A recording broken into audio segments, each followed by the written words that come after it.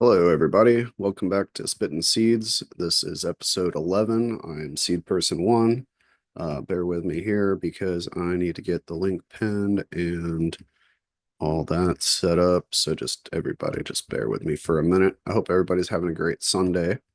I had a nice one. I made some Nutella puff pastry ring things that were delicious. Got to get the powdered sugar on top. Let me see here. Here's the link. And there we go. Let me get it pinned for y'all.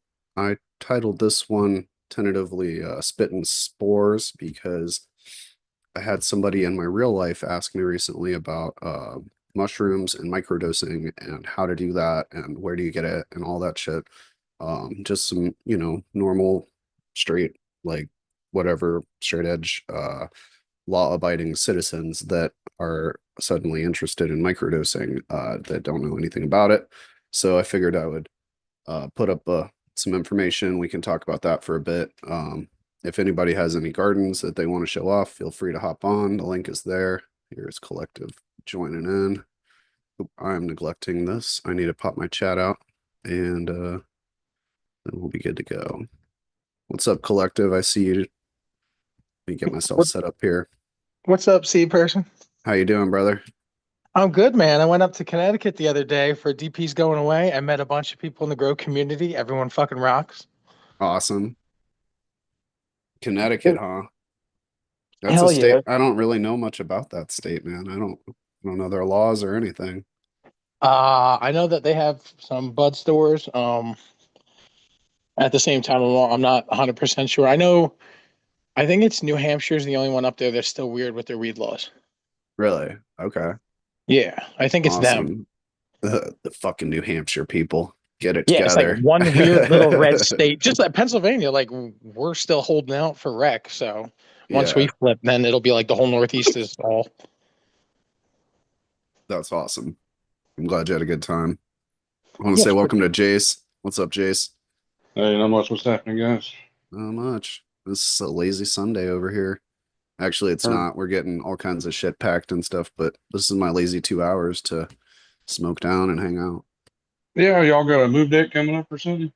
We're aiming for the beginning of May to be into the new or the into Colorado like first, second week of May. Yeah, you got a place picked out there already? Well, we were gonna go stay with my brother-in-law and then in his house, and then he's ready to get out of that house. So we were all gonna look for like a property that has multiple buildings, and go in together on something like that.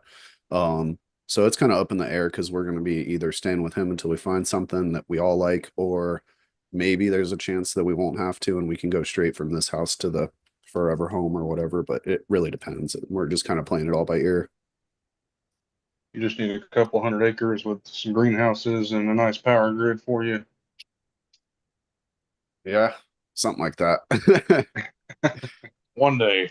Yeah, I'd be happy with like 4 or 5 acres and you know, a little Airbnb kind of apartment building on the side and then like a house. That's all I really need. And we can set it up for him to have his own place right next door or whatever. But we'll figure it out. I mean, there's all kinds of shit up there in the mountains. We're gonna find something good, hopefully. Yeah, that could be one of the best Airbnbs to go to is one on a wheat grow. Yeah. Well, I have plans down the line, years down the line, but something like that maybe. Hell yeah. Hey, those things ain't cheap, man. We had to do one for when my house flooded out, and it was, I want to say it was like a few $1,000s a month that the insurance had to pay out for that Airbnb for us to stay in. Mm, yeah, that's it's yeah, there's like pros and cons to it and versus a hotel, but I like it because it's like you can find one that's like private, and you still have your medicine and shit. You don't have to be sneaking around a hotel or anything. But anyways, It's sorry, I got off a little off topic there. We're gonna talk about mushrooms if you guys are up for that. Ooh, Oh yeah. mushrooms, right on. Been a I while know, since I had some of those. Jace, have you ever grown mushrooms? I know Collective is experienced in that. I have not grown them, and it's been since high school probably, or like shortly after high school since I consumed any. So it's been quite a while. I got you. Well, maybe we can get you on board the whole make your own shit happen train. That's something that I found very medicinal in the last 4 years or so. I've been microdosing quite frequently. I'll go through phases where it's like I'll be eating like 150 milligrams every day for like 6 months, and then I won't have anything for like 3 months, and then I'll have one big, I'll eat a gram and a half just for fun, and then it'll make me like want to, oh, I got to get back on the microdosing. And then I do that for a while. And it really helps with my mood, my energy, even my sleep.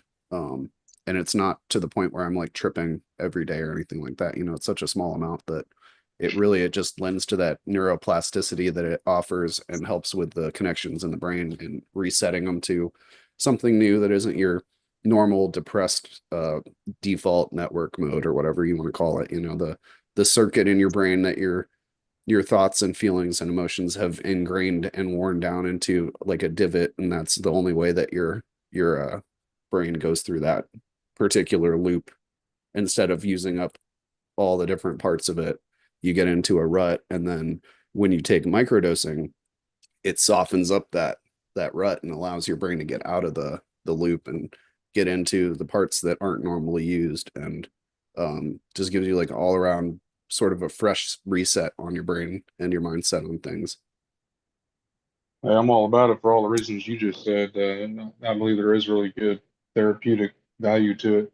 I think that's probably the next thing that will become at least semi-legal. It'll probably be like, how cannabis was, state by state. Also, I think they'll slowly legalize that because basically, like, weed's the new alcohol, and then mushrooms are going to become the new weed. I know Colorado, I think, is working or has already legalized psilocybin or Yeah, decriminalized it or something. I thought originally it was just Denver, like the city of Denver, but I think it's growing to the whole state now. yep. If they legalize it, I don't know if I would like start off growing, but I would probably try like a microdose, something not to really set me off, but just enough to get me going. How the last time I had mushrooms, I had kind of a bad trip, so I didn't want to go back down that route again. There's no such thing as a bad trip, man. It just the mushrooms didn't give you the experience you were expecting. That's what it was. But it probably was something that the mushrooms decided needed to happen in your brain, and you interpret it as a negative experience. But I bet you it did a lot of good, even though it didn't come off as a positive memory. It's kind of like having to undergo surgery or something. There's medicinal benefits, even if it's not fun and it sucks. Just my two Yeah, I've cents. had some bad experiences with those too. Yeah, Mm, I don't know. I mean, I just got off it because just that time of my life, I was transitioning from high school into the adult world, and everything's yeah. illegal. So all the fun stops at that point. Oh man, that's that's fair. If you're trying to get a career going and shit, I hear you. But just in general, like with the mushrooms, you know, if you are having a bad trip, there are things that you can do to mitigate that. And we'll get into that here in a little bit. But yeah, collective, you got anything you want to tell us about your mushroom experiences or growing or anything like that? We can get more detailed here in just a second, but I thought maybe you'd have like an overview you want to share or anything. Overview is do it. It's good. I met martial artist this weekend in person, and Oh, hell yeah. he gave me a mushroom chocolate. That dude is dope as shit. Um, everyone's just like I think everyone should experience a little bit like and like microdosing is really beneficial, especially on low amounts. Like when it's like barely noticeable, it's just make it like it'll just make you in a better mood. It'll make you more outgoing, more I don't know, approachable, more. You'll think outside the box too. You'll start thinking of other people more too. If you're more self-centered and like I don't know, I feel like it incorporates you better in community and socialization. Yeah, And then if you eat definitely. too much, it does the exact opposite. You just want to hide. That's fair too. Yeah. Like I cannot fucking deal with people right now. I ate too much mushrooms. But the next day you'll be like, "Oh, I love everybody," you know. Um, yeah, definitely. I've had it where I just lay on my couch and watch like the ceiling fan spin, and I go to walk the dog, and I'm like, nope, ate too much. And Yeah. I've also had it where I ate too little, and I'm just like smiling and giddy and happy, but not really feeling much of anything. I'm just like, all right, a little positive shift, which is always a good thing. Right. Yeah, so like okay, so let's start with just mu psilocybin mushrooms in general. Um there's tons of them. They grow everywhere, all over the world.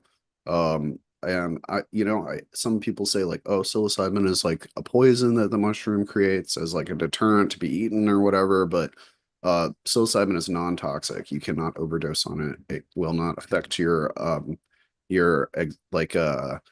your base functions like opiates or something like that. You're not going to stop breathing if you eat too much. You're just going to have an experience. And it's I'm not an expert by any means. I'm just somebody who has done it for a while and enjoys it and finds medicinal benefit to it. But there's multiple like strains you can go get. It's all of it comes generally speaking if you're going to grow it yourself in spore form. So you're going to get like a liquid culture, which would be like a tube, like an injection tube full of liquid with the spores in it, or you can get it in uh like a dab, not a dab. What am I thinking? Daub is the word, but it's like a cotton swab that has the spores on it, and you can use those as well for inoculation.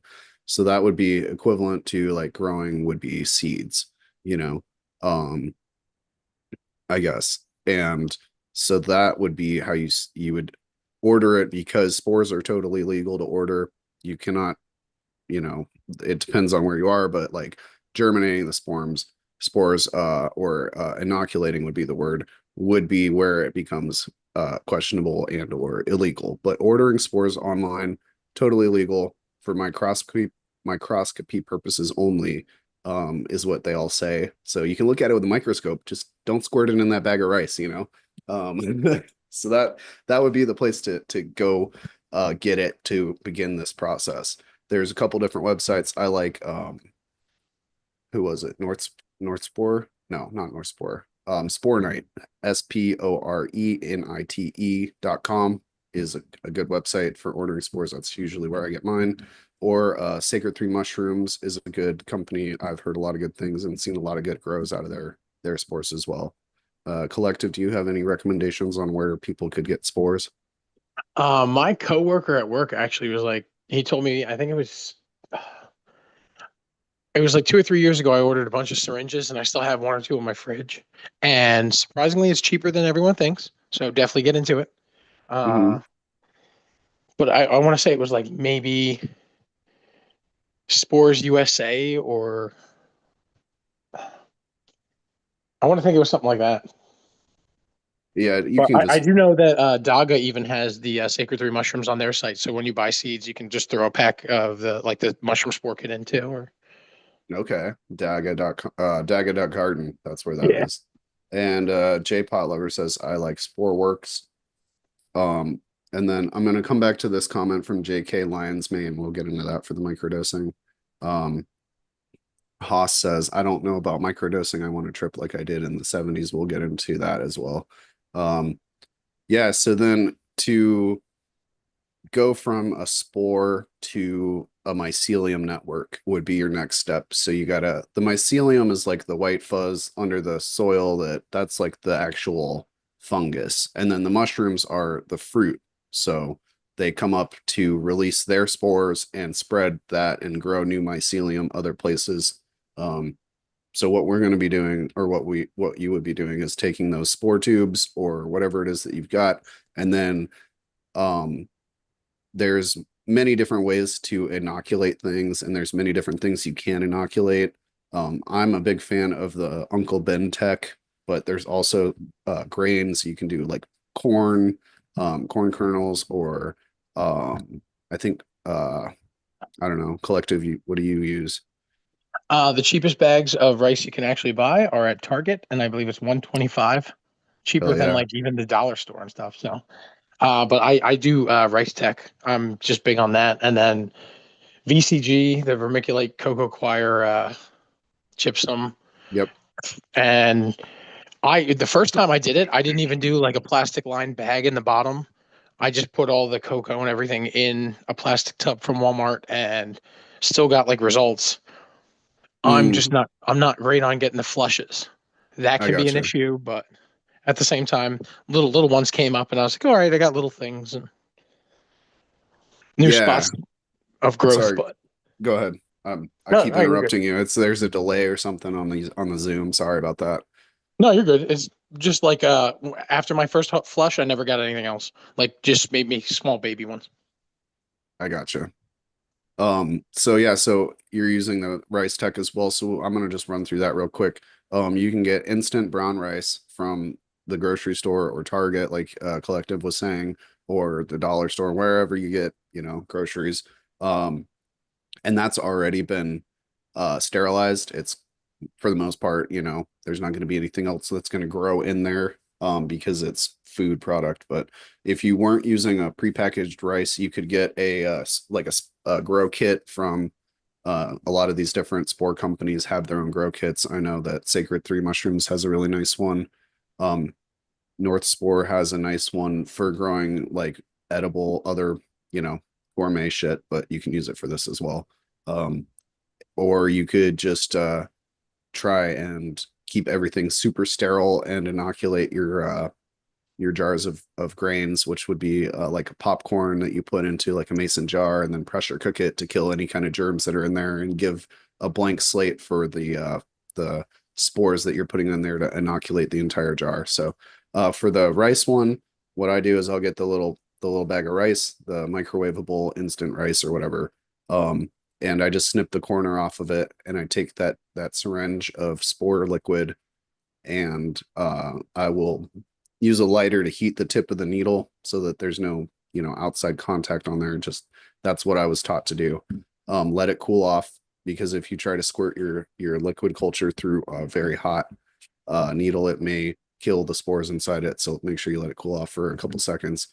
Then I just stick that right into the bag and I squirt the spore end just a little bit, and then I'll move the needle around to another spot and squirt a little more and keep doing that. And I usually split like one tube between 2 or 3 bags of rice just to cover, more possibilities. Like I'd rather have lots of bags going and then 2 or 3 of them get contaminated and I'm still left with like 10, versus put the whole syringe into one bag and then it gets contaminated and then you have nothing. So yeah, cover more media in, jars or bags or whatever you're doing, and there's better chance of success. Anything to jump on in. I wanted to try the log tech this year, and pretty much you get a log, you put it around in the woods with a little bit of shade, and then once you have like a good environment, it's pretty much growing in the wild. You drill holes with the drill bit into your log, then you put spore tubes, which are like inoculated wood pulp. You hammer that into like a wooden dowel, like a little wooden dowel of mushroom spore.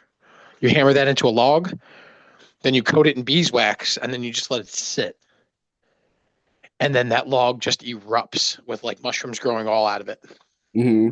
And that's, yeah, if you walk through the woods and you find like a log that's down on the ground and you peel the bark off it, you're going to see a bunch of white fuzz under there, generally speaking. And that's mycelium, not necessarily a psilocybin mushroom, but shelf mushrooms, all these mushrooms, they all grow in the wood, between the layers of bark and the inner material of the tree. And that's definitely a good way to do it. And then once it starts decomposing, they'll get further and further into it until the whole plant or the whole log is eaten up. Yeah, that'd be fucking cool, dude. I hope you do that, and I hope you send me some pictures. I've been talking with it for a little bit with Philly Boy because he's been wanting to try something like that. And I was like, we should just do it in the woods out anywhere around. And my parents have a nice little spot for it. So I'll probably just try it this year. Hell yeah, but that takes a whole season though, doesn't it, before they start to come up? I do believe like you can do it and you won't get anything for a while because it's like growing in the log and establishing colony and stuff. And then um, I, I I think you're right on that. I don't think it comes right up. It takes a hot minute. Yeah, and that's like a slower process because you're using natural like or just shit you find out outside that you're not putting that log in a pressure cooker to kill everything off. It has to fight against the other stuff. That's why you put all those bunch of plugs in it, not just like one plug in the log. Oh yeah, definitely. I've seen I'm gonna coat that thing. Yeah, I've seen people, well, so they go get a bunch of logs and fill them with the plugs and then just set them somewhere in their yard for like the whole year and then they know like the next year is going to be a fruit year or whatever. That's what I've seen with like oyster mushrooms and things like that.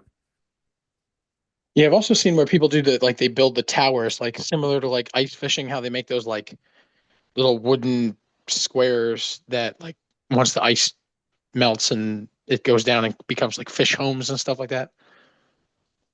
Yeah, But it's pretty much just stacking wood in a square pattern and like a then log cabin. yeah, like building a log cabin only without all the stuff in between the logs, and then the mushrooms just grow everywhere into that and it's like it's I don't know, a little square box of mushroomness. Yeah, that's very cool. So after let's go back to inoculating the bags of rice because this is the way that you and I both do it. And once you squirt that tissue culture or the liquid culture into the bag of rice, you're going to want to seal it up with, I use paper tape. It's also called micropore tape. You can get it in the medical section of any pharmacy or grocery store. Um, and it's basically the tape is made to allow air to go in and out, but it does not allow like bacteria and shit through it generally. So that's perfect for allowing the mushroom mycelium to develop with some fresh air whilst not letting anything in there to contaminate it. Oh yeah. I you also want to make sure you're doing everything like really clean, as clean as you can. Be wearing rubber gloves, be spraying everything with Lysol in your cleaning area. Make sure that area is clean. Out everything wiped down with alcohol and Yeah, that's a good point. So before you cut those bags open, spray the shit out of everything with Lysol and wipe it all down really good. And um, yeah, because you want to, if a let's say there was like just some random like fungal spore from the environment gets into that bag, it will start to grow and will compete with the liquid culture that you put in there. oh yeah. But I think when I did it, I used like one syringe and I got multiple bags off the one syringe. So I think I got like two Uncle Ben bags for like the one syringe I had, and I got both fruiting and like populated with the mycelium before I broke them up and then threw them down in the plastic tub. But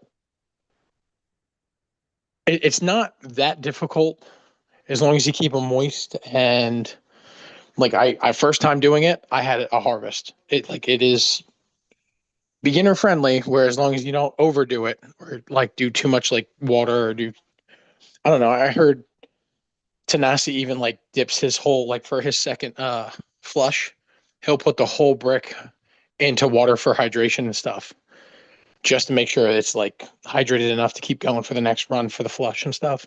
Mhm.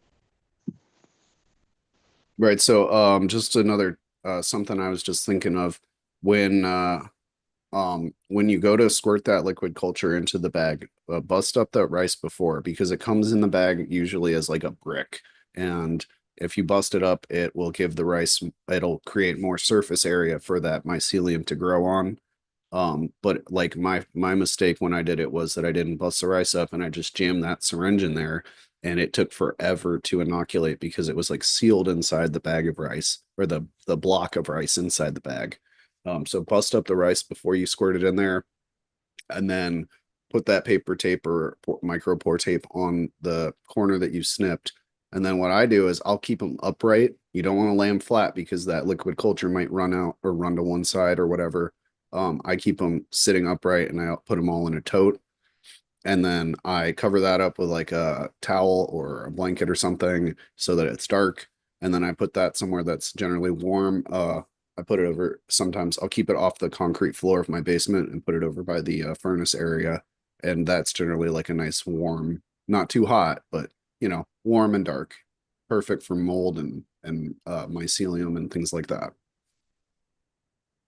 Oh yeah, definitely. You don't want it in the cold. I had bad experiences when I tried doing anything in the basement, and it always was like, no, third floor, definitely. Yeah. Or you could even put them on top of your grow tent. That might work too. Oh yeah, that would work. Just because of the heat rising from the light, would keep it. And yeah, if you have like a blanket on it, it would keep it dark. So once you've squirted that in there, and sealed it up and set it somewhere warm and dark, uh, collective, how long do you generally does it seem to take for a full inoculation for you? I've had bags go long, and like I even thought I broke up the last Uncle Ben's bag, but that one took like a good 3 months or like so. Mm, Where before I started seeing like the white fuzz everywhere, like down in the full bottom. Maybe I went too much towards the top when I like okay. squirted in with the syringe, but I do know that like I don't know, I always slice the tops, put like I'll cut the top and have the air pore strips up there, and then I'll cut one at the bottom to make sure that I'm getting like a cross air thing. But Oh, okay. So you put more than one hole on your bag.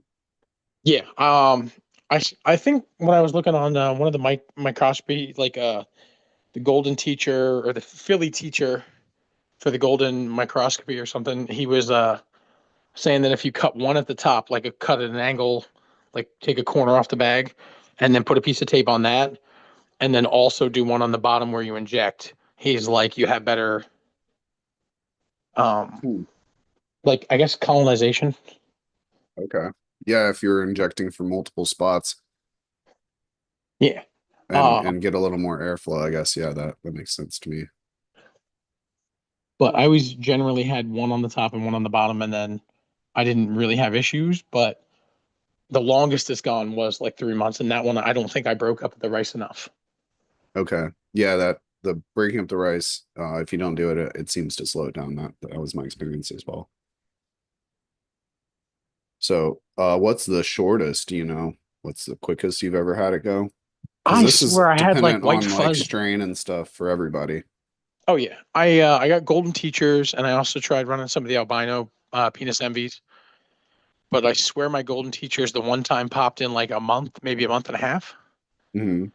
and like the whole bottom was white, and I was like, oh, already. And then I threw it right in, and I did get a flush out of it, and I was like, all right, pretty good. Okay. So that would like just to put it over onto like a growing cannabis framework, the spores are like the seeds, the inoculation is like germination and planting, and then the growth of the mycelium would be considered like your veg, as like the closest comparison we can get to. So while the mycelium is growing, it's very dependent on the strain, your environment, the vigor of the genetics themselves, because just like cannabis, mushrooms come in all kinds of different genetic strains and things like that. Um, my favorite, because what I did was I went and I bought one of pretty much every strain that they had on Spore Night and just tried each one. Um, my favorite is Blue Meanies, and then followed by Mazatopek and or Stargazer are those are my top three strains that I liked.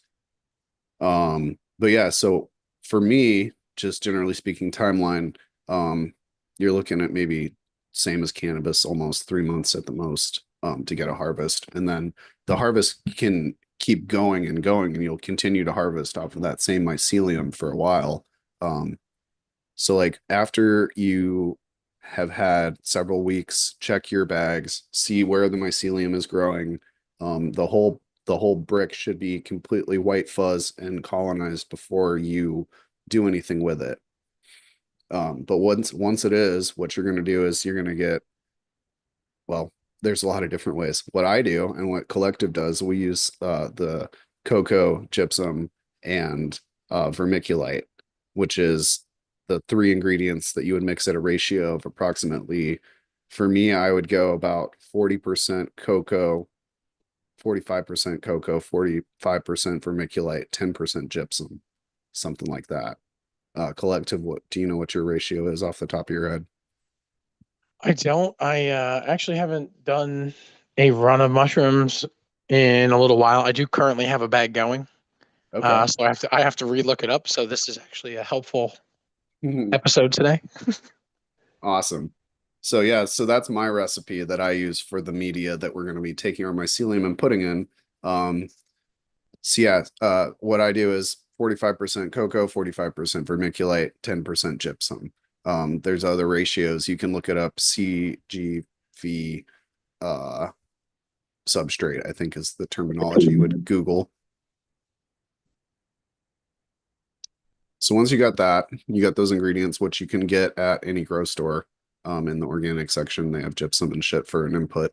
You're gonna take that, and I get one of those Home Depot buckets, and I'll put that mixture depending on how many totes I'm trying to do. You can scale it up or down. And there's lots of different recipes online for the amounts and things like that, depending on what you're trying to do. Um, Also get some distilled water, a couple gallons of that. That's uh I guess kind of important.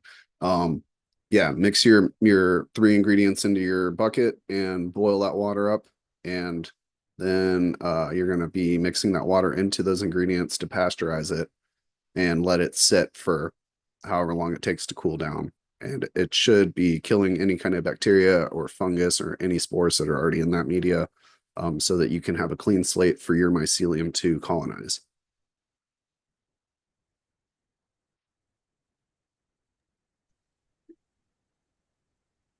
You got something? No, I was definitely going to say don't use tap water because I did that once or twice and didn't realize that the chlorine and chloramine and stuff like that, even when you're just using it for your spray bottle for afterwards, like you want to be using distilled and stuff that's doesn't have anything in it. Yep. Just to answer a quick question in the chat, the American one says, will liquid spores last forever in the refrigerator? No, they will last several years though, but they will eventually um like degrade to the point that it will take forever to inoculate anything with that liquid culture. Um, yeah, so once you have pasteurized your cocoa gypsum vermiculite mixture and let it cool down, I use a you can do a couple different things. There's a couple different ways to do this cheap. Generally speaking, you're going to want to get like a clear tote from Walmart or wherever. Um, and I use the bigger size ones. I probably could have used a smaller one, like a shoebox size, but bigger is always better for me. Just because, yeah, you're going to get a better chance. So, uh, the more chances you give these mushrooms, the bigger harvest you're going to get. So like spread it out. Don't just go with one tote. Get like four, and break your mycelium up into those four. Get a black trash bag and fold it up or cut it so that it completely covers the bottom of that tote and comes up the side several inches. Um, that is to block the light from the mycelium that is going to be pressing against the bottom and the sides of the tote, because the light is going to activate it to start fruiting, and you don't want it to be fruiting into the sides and bottom of your tote because you'll never be able to get them out. You want them to be going up the top only. So we're going to cover the sides and the bottom with black plastic trash bag. Once you've done that, you can mix a thin layer of your media, your CVG media, into the bottom of your trash bag. Then you're going to take that block of mycelium and bust it up into little pieces and spread that into the CVG. Then put another layer of CVG on top of that to cover it up so that they're not immediately trying to start fruiting. You don't want them to be hitting the light until it's already colonized from the middle down and up to the top. Does that make sense to everybody?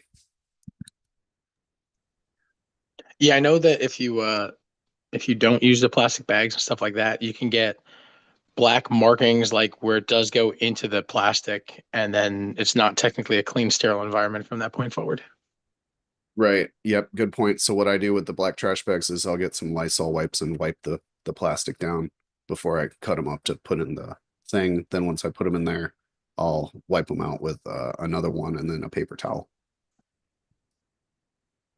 I actually had a decent like grow on the small shoebox one I had.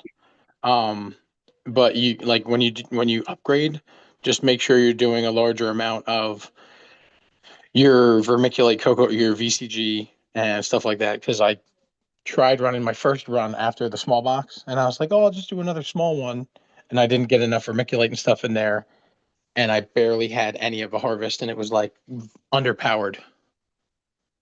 Right. Same concept as cannabis. Bigger roots equals bigger fruits. The more mycelium you have that is colonizing, the more media you have, then the more fruits you're going to have because it has more energy to produce them. Definitely, definitely. Right. So, um, that tote, what you're going to do before you put that plastic bag in there is, I cut inch and a quarter, I think it was. I used a hole saw from work and just cut some holes in the sides of that tote about 2/3 of the way up. Um, I did all four sides and then got that micro pour tape and I covered it on the inside and the outside with that. Um, that way you get some airflow through it as well. There's another thing you can do, which is take a drill and just drill a shitload of holes all the way around that entire tote, and it's called a shotgun fruiting chamber. Basically, you make it look like somebody hit it with a shotgun and blew a bunch of holes into it, and that allows good airflow as well.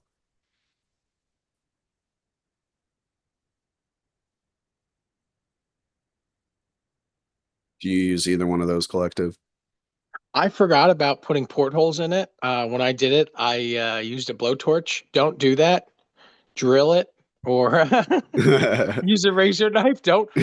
I was like, oh, I use a blowtorch. It'll cut a perfect circle hole. It doesn't. Don't do No, that. it'll just burn, right? Just smell Yeah. like shit. Yeah, I also messed up a plastic container that way, so now I'm remembering that. So, there you go. Nice. You could take that blowtorch to a screwdriver and jam that through it once it's hot. That would melt holes in it. Um, I did that too, and then it creates these long ported holes, which is okay, not what you want. That's not good for your tape. You do want it like a dead circle with a good like. You don't want it protruding. okay. So hole saw, or a razor knife, and then maybe some sandpaper even to smooth it down a little bit so that it's not cutting into your tape. Um, J Pot Lover says 5% gypsum. I use field marker chalk. Same. Cool. That's a good cheap Nice, trick. Yeah. nice. Uh, also says I like making my own substrate 50/50 donkey poo vermiculite. Interesting. Yeah, this stuff grows on shit, so that would totally work probably. I mean, I'm assuming since it seems like they know what they're doing. Um, yeah, like going back to that real quick, the poo thing, you can go out to the fields where, cows are and the cow pies, that's you'll find the mushrooms sprouting off of that. It's old stories about people doing that. Um, yeah, so anyways, do you said you didn't, are you gonna use a shotgun fruiting chamber or are you gonna cut holes in the next one, this bag that you got going now? I have a one hole in the one container. You can't reuse the plastic things, the plastic little tubs. Yep. So like the mini shorty one I have, I still have the hole in the side of that one. But I got a brand new large deep tub um for fruiting, and it's like it's got the height because the short tubs you're not they're gonna grow right into the top. So you do want Mhm. the height. Gotta think about that. Yep, that's a good point because they are going to go, several inches, hopefully more, and you got to make sure you have enough room on top for the fruits to come up. Um, the gypsum, as I understand it, is more of like a food for the mycelium, right? I don't know. I think that's why you put it in there. But abolished is in the chat says poop and extras just add risk. All you need is pure cocoa. Why not try a couple totes and do different things in each one to see what's best for you? That's why we spread it out. You can figure out what's best for your environment because I'm sure these different mixtures of media are going to be better for different things, different places, anyways. And like if it's really dry, you might need to add more vermiculite to yours, or something like that hold more moisture. Um, just like we do our grows. Um, right. So once you've got your busted up inoculated grains into that VCG mixture, um, you're going to take that tote and put it somewhere dark and warm again and let it grow some more.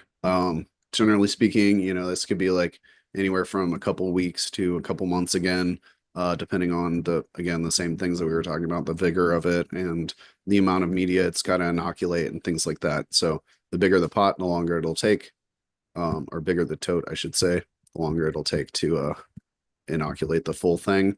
Once it is fully inoculated and you start seeing all that white fuzz on the top of the media, then it's time to fruit.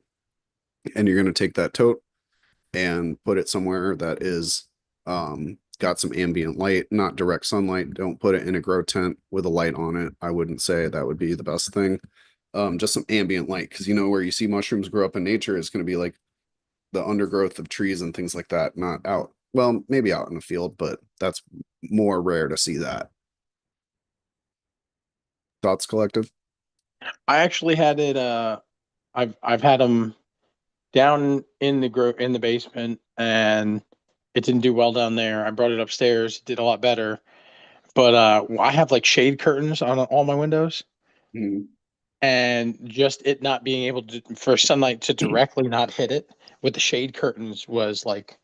Now, I'm not talking blackout curtains, but like definitely something blocking the sun so it doesn't get direct light on it. It's like the indirect light, but um, I pretty much had it on a dresser across the room from a window where sun wasn't coming in directly, shooting in the light, and it was fine. Mm. Yep, and the light is going to tell the mycelium, hey, you're at the top of your media. It's time to start releasing some spores and grow to another place. Um, or it tells them the mycelium like this is an optimal place to do that because you're you're at the top of your media, like you're gonna grow straight up into the air, and then um that mushroom is going to release spores, which are going to travel on the air and land somewhere else and start growing more mycelium and doing the same thing. So the light really is what it does. Just like cannabis, the light cycle. These are going to be reacting to that and start to produce little tiny dots that are called pins, pins, which you will see develop into little penis looking things that will eventually grow into a full sized mushroom fruit. Um, but that whole process from start to finish could take 2 months if you're good at it. It could take, 4 months if you mess something up or if you got a not the optimum environment or something like that. So Haas was asking how long, how long, how long. That's your answer right there. You also don't want to let them go too late because once they start dropping spores and stuff like that, it gets like this black, Yep. like I don't know, weirdness on the mushrooms. Yep. The spores are black. They'll drop on any the mycelium. They'll drop on the mushrooms below them and leave like a residue. um there is a very thin white layer of growth on the underside of the mushroom that is called the veil, veil, and that once that rips open, that will trigger it to start dropping spores. So once you see that veil start to tear, or it's just about to, and you're gonna have to play it by ear if it's your first time, see if you can let one go, and it'll tell you like, okay, that's how that looks. You can also like Google pictures of it, and that's when I would harvest it. Harvest the fruit would be just right when that veil is starting to rip, and or right before that.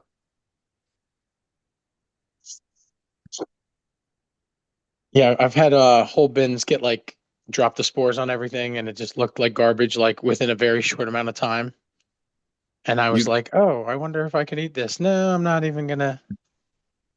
you can wipe them off once you harvest them. Get like a paper towel or something, and you can wipe that black residue of spores off of the top of the one if it drops on the mushroom below it or whatever. But I also heard that once the mycelium realizes the spores are dropping on it, it will be slower to produce more fruit because it's like it cancels it out or something like that. I'm not sure Yeah, if that's true or not, but that was what I heard. I did get no germination after the black spore droppage, so you're not going to get more flushes. It will cut that all. So Right. So yeah, harvest them before you do that. Also, yeah, talking about flushes, when all these mushrooms start popping up, that's called the flush. That's the terminology for that. You can harvest all those mushrooms and then leave it. And um, some people spray water on it. Collective, you were talking about seeing somebody dunk the whole brick. Um, yeah, you're gonna want to add some hydration to that and then let it sit, and you should see more of those pins start up and more fruits come up, and you get multiple flushes from the same mycelium. So you could get potentially like 3, 4, 5 harvests off of one tote. um yeah, that's a lot of fun to see that. And they'll slow down, you'll see less and less come up as the mycelium uses up its energy trying to reproduce itself.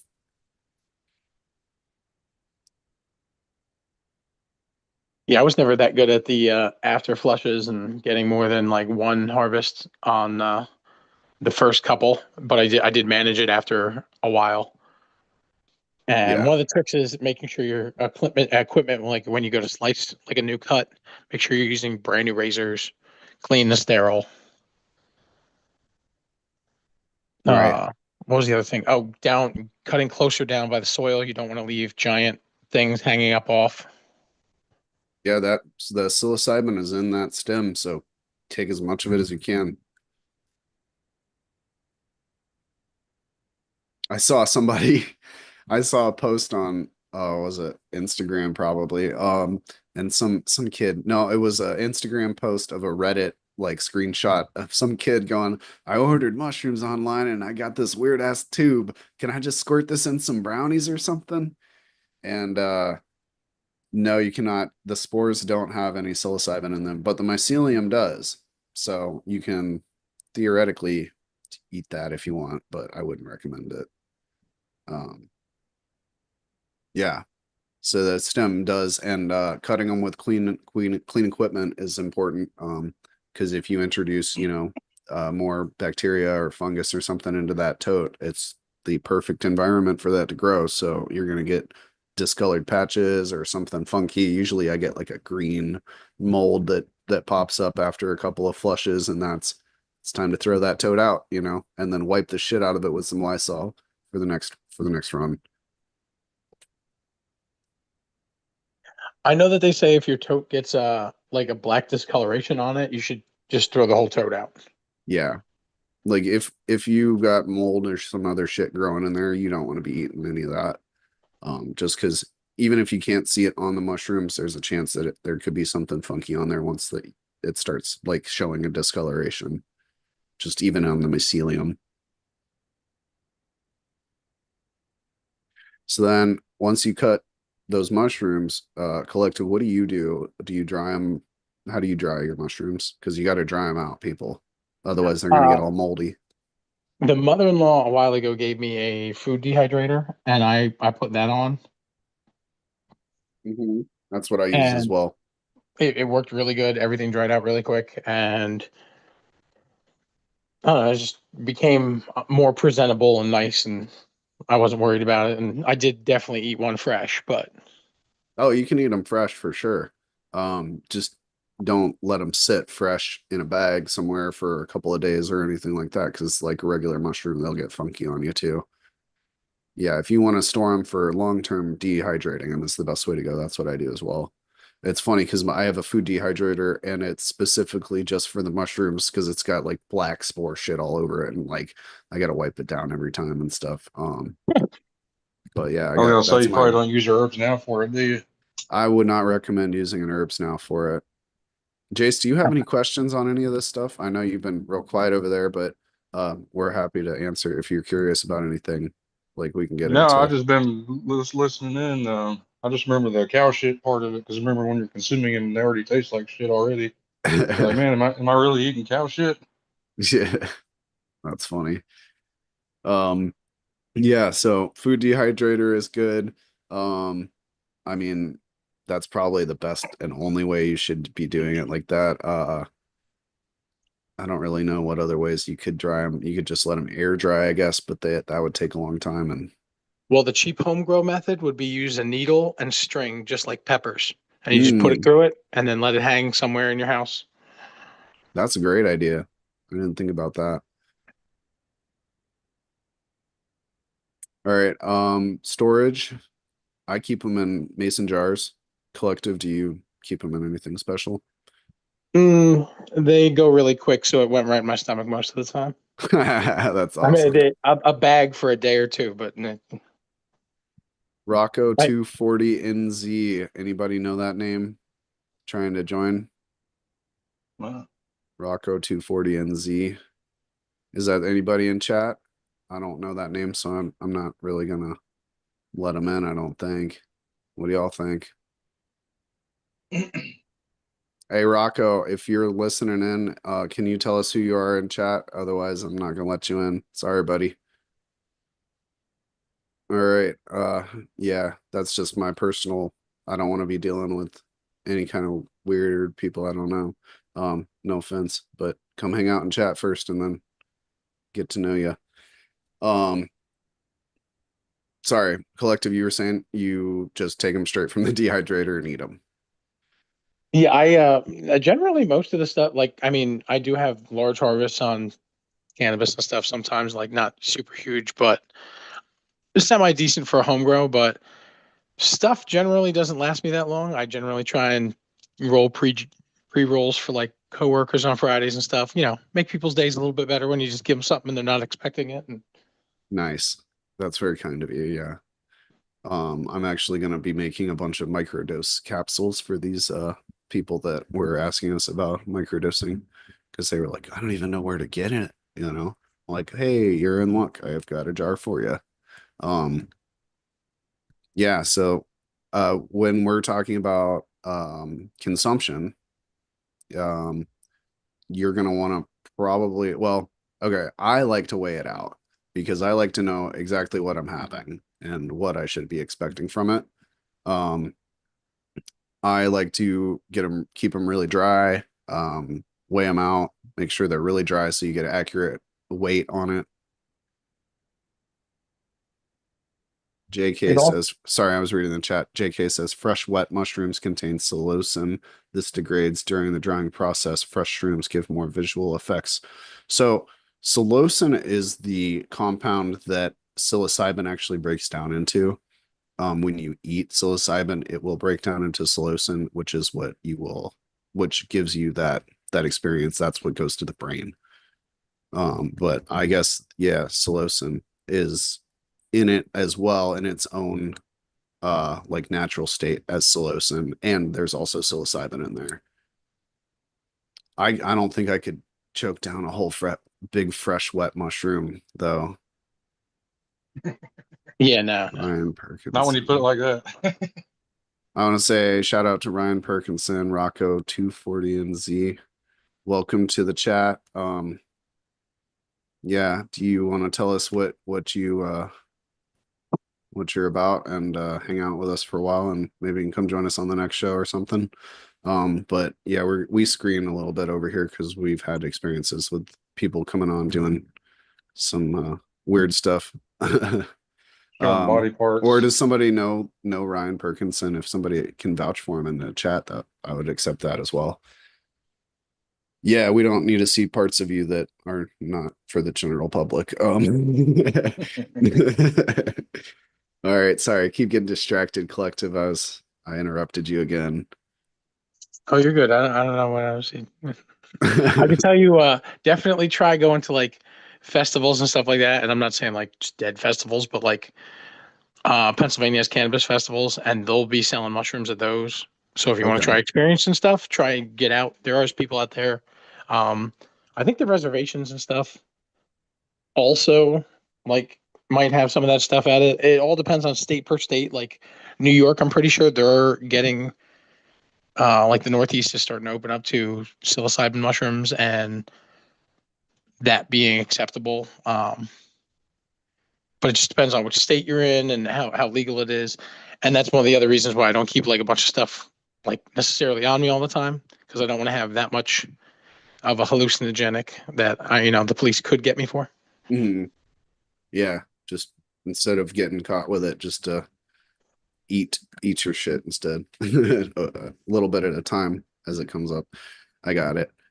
But going talking about dosing and microdosing, and there's multiple different terminologies for these things. So like for me, a microdose would be anywhere from like 0.15 grams, so like 150 milligrams to I don't know, 0.25 grams would be what I would consider a microdose. So small enough that you don't really feel it at all. But when I do a microdose, I think of like there's a couple different things. There's different protocols, so that's like what days you take it. The two most famous ones would be the Fadiman protocol and the Stamets protocol, which is James Fadiman and Paul Stamets are both very like pioneers in the mushroom, field.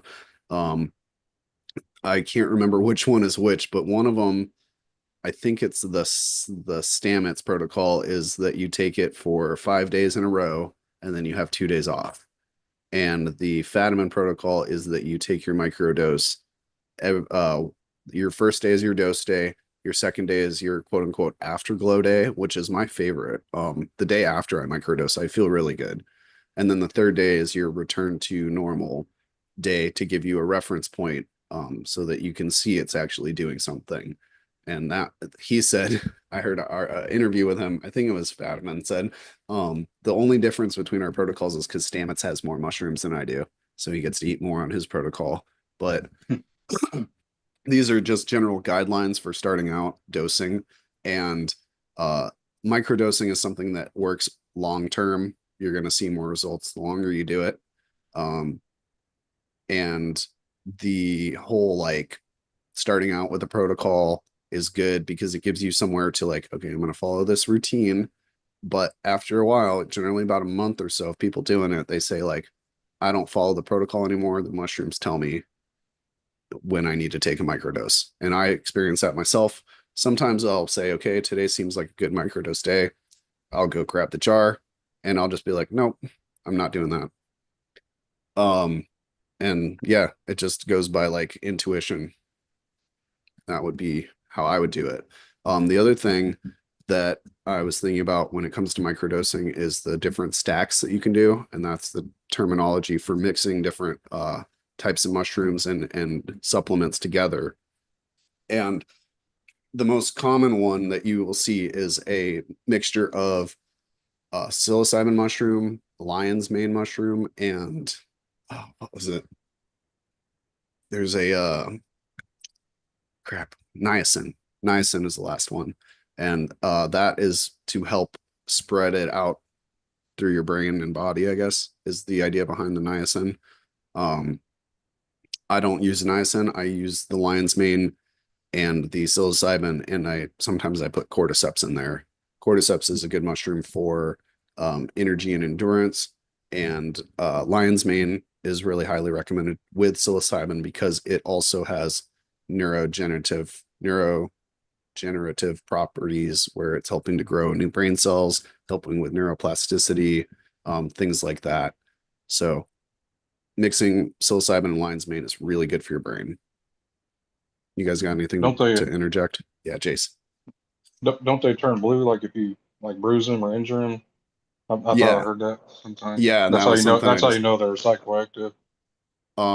yep. So those there are mushrooms. Most also seven mushrooms do bruise blue. When you cut them, you'll see blue at the stem. If you crush them, they'll bruise blue. Things like that. But there are also non-psilocybin mushrooms that do it as well, I believe. So it's not a guarantee that you're gonna have an experience on that. Also, if you don't know what it is, don't eat it, please, because mushrooms will kill you if you're not careful. Not psilocybin mushrooms, but there's very, very toxic ones out there that look like other things. So it's always better safe than sorry when you're out foraging and messing with mushrooms that you're not familiar with. Collective, do you have anything to add on that? Mushroom microdosing or anything like that? Definitely do it when you're feeling in a positive vibe, if you will, because negative emotions do kind of play off that kind of stuff, and it's always better to have a happy experience. Right. Yep. Set and setting. That was something I learned a lot. All altered states really play off of that. So your mindset when you go into the experience and the setting that you're in when you have it. Um, so Yeah, that's then why I had a bad trip the last time. It was just a bad environment, bad situation. yeah, yeah. Well, think about like drinking alcohol. You can have a fun time if you're at a party, or if you're like depressed and drinking, it'll make it even worse. It's, I think that psilocybin helps amplify things that are going on inside so that you can see them more clearly. Um, that's just my 2 cents on that. So with the microdosing protocol, um, you can make capsules. Generally, I just weigh out zero point 0.2 grams or whatever and eat that just straight and wash it down with some water. So going up from a microdose, the next thing up I would say would be a museum dose, is this terminology that I learned from uh Shango Los on Shaping Fire. Um, I think that's where I heard it. So a museum dose would be like up to like zero point 0.5 would and it's just barely enough that you feel just a tiny hint of something, and you're going to appreciate the art more at the museum, or it's going to make you like more inspired to go do your own thing. That's the idea behind that. um and then a mini dose would be up to point or up to 1 gram, I would say, or maybe 1.5. That would be like a mini dose, and then up to like a 3.5 would be like a standard. You're going to trip and have a good time. And then anything above that would be like a heroic dose, I guess. Um, and that is best done for very like introspective purposes. You're not going to want to eat like 5, 6 grams of mushrooms and then go hang out with your friends or anything like that. That would be more for like self work, at least in Some are my more in strong. my opinion. But everybody's different, so don't. If you're not the same as me, you're not wrong. You're just different. Sorry, go ahead, collective. No, I think like some are definitely more powerful. Like albino penis envy is definitely way stronger than like golden teachers. So like your golden teacher microdose is going to be a lot more than your like albino penis envy microdose. That's a good point as well. They do come in different strengths. That APE is a very well-known, super potent strain. Um, the blue meanies I found are for me were good, like in between. It wasn't too crazy, like potent, but it also was more potent than like the golden teachers that I tried. Um, I'm trying to think if there was the B plus was like the worst strain that I tried. Um, it Most wasn't very powerful? What do strong. you mean worse? The worst strain in that it made me feel tired and slightly like just emotionally rough, I guess would be the word. So like if I ate like a half a gram of the B plus, I would want to lay down and I would be kind of irritated with people. So like definitely different. And there's other things in these mushroom compounds. There's other I think they're called triterpenes and other compounds as well. So I don't know if that was what that was or what, but um yeah. I know I got a Yeti's foot or Yeti. I think it was Yeti's foot. At the New York Harvest Festival last year when I was up there, and people were selling mushrooms at the festival and stuff. So I was like, oh yeah, let me try some of these, and they were pretty good. I just didn't like hammer through enough of them to like really get that much into a good trip. It was mostly microdosing. Mhm. But supposedly that one was a stronger one, and I didn't find it to be. So sometimes it could be that. It could be how things are grown, and that's another reason why you should try growing it yourself. Mhm. Speaking of, well, J Pot Lover says that's the best cube. That's a I want to say cubensis, psilocybin cubensis mushrooms. There's other types. There's other one. I can't remember what they are because I just stick to the cubensis. But there are other psilocybin mushrooms that are going to have more potency. I want to say it's something with a V. I can't remember. Might have to look it up here. Um, unless collective, do you happen to know? No, I'm not superbly knowledgeable on the mushroom forum. Um, hang on, I'm googling it.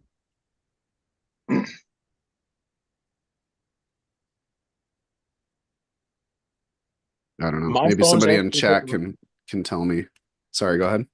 Oh, you're good. My phone's actually getting a little low on battery, so I'm gonna squeeze back to. I'm gonna put it on the TV and just bounce back to chat. All right, bro. Sounds good. So I will catch you all, and good talking. Yeah, thanks for coming on and thanks for sharing your knowledge. And everybody go follow Collective. You want to tell people where they can follow you at? I'm just on Instagram. I think I'm on X too, but don't worry about any of that. Just help your fellow Gromies. Make some edibles. Hook some people up on a Friday or something. Make someone's day and weekend better. Awesome. Thanks, bro. We'll see you in chat. Later, everybody. Yeah. All right, let me run through a little bit more of this mushroom stuff. And then, Jace, if you're up for a garden tour, that would be awesome here in just a little bit if you can hang out. Let's do it. All right. So there's like again, same with all this stuff that we talk about. There's so much information that I'm gonna miss stuff. I'm not gonna, get all the information out there. And sorry, but this is a good place to start and go do more research off of some of the stuff that we're talking about here. Um, blue meanies are that's what it was, cyanescence. So that's a different type of um psychedelic mushroom.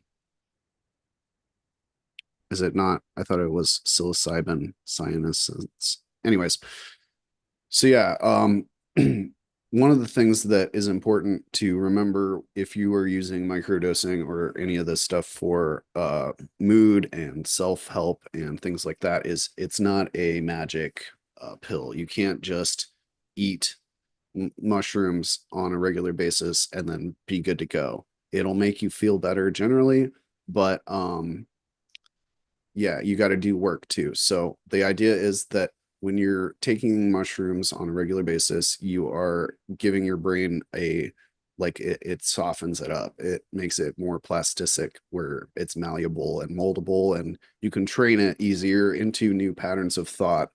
Um, so one of the things that is important to me when I'm doing a microdosing protocol is I do a lot of meditation and I do a lot of introspection and shadow work. And if you're interested in that stuff, that's more geared towards the Black Hoodie Alchemy podcast. So go check that one out. I'm featured on, I don't know, like 10 episodes over there.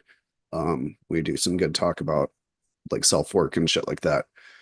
And yeah, that was pretty much about all I had for the whole microdosing mushroom growing. Um, yeah. Jace, you got any questions about any of that stuff or thoughts or No, anything? it's quite a bit.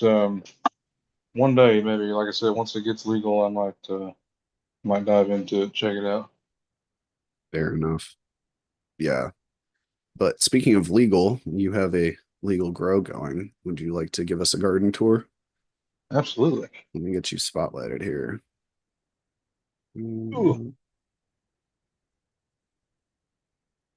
Where can I do this?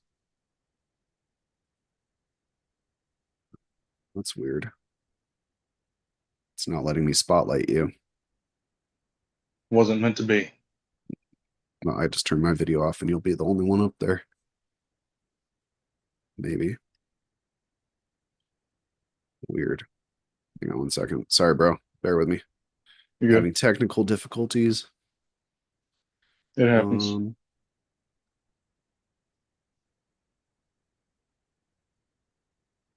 Weird. I don't know. All right, well, I guess you gotta just go for it. Yeah, it looks like I'm up there spotlighted. All right. Yeah, yeah, we got Goth Girl here on the right. She's got the nicest colas that she's developing so far. Pretty nice. Starting to pack on some weight. Looks good. She's got some really pearly white pistils on and some hairs coming off. Really nice, especially next to this Queen of the South. She's starting to really turn purple on me. She's got some nice buds on her. She's starting to chunk out quite a bit. I'm liking it.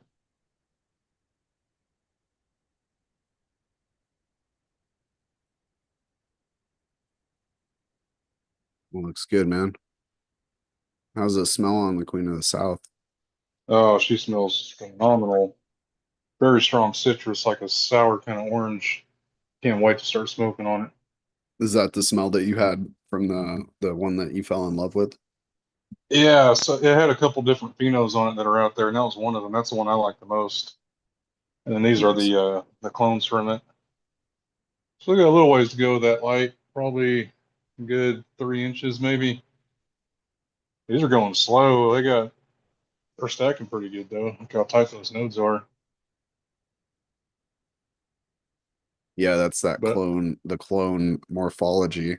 It's different from a seed strain or a seed plant morphology, I think. but that one's on 8 nodes now already. So yeah, I'll just keep going till that goes up in the light. I can't believe these things have been going for a month already since I cut them. It's hard to believe these are a month old. I've really been keeping the light low and lower dosage of newts. I'm not trying to grow these out fast. They're looking good. I just watered them. It's a little sad. And then I've got this is peyote form. This is probably the one I like the least of the ones I'm growing out of all these. Because the internodal spacing is very far. Buds really aren't developing that good yet. It's frosty as hell though. Do you And then notice any this, kind of issues with that fan right there being that close to the plant? no, I had to pull that one. That's why that yo-yo's on that one to pull it back from the fan a little bit.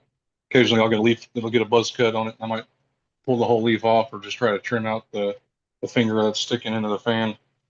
Gotcha. And then here in the middle is biscotti gelato. It has kind of a weird bud structure to it, like a rose kind of. This one's super frosty too.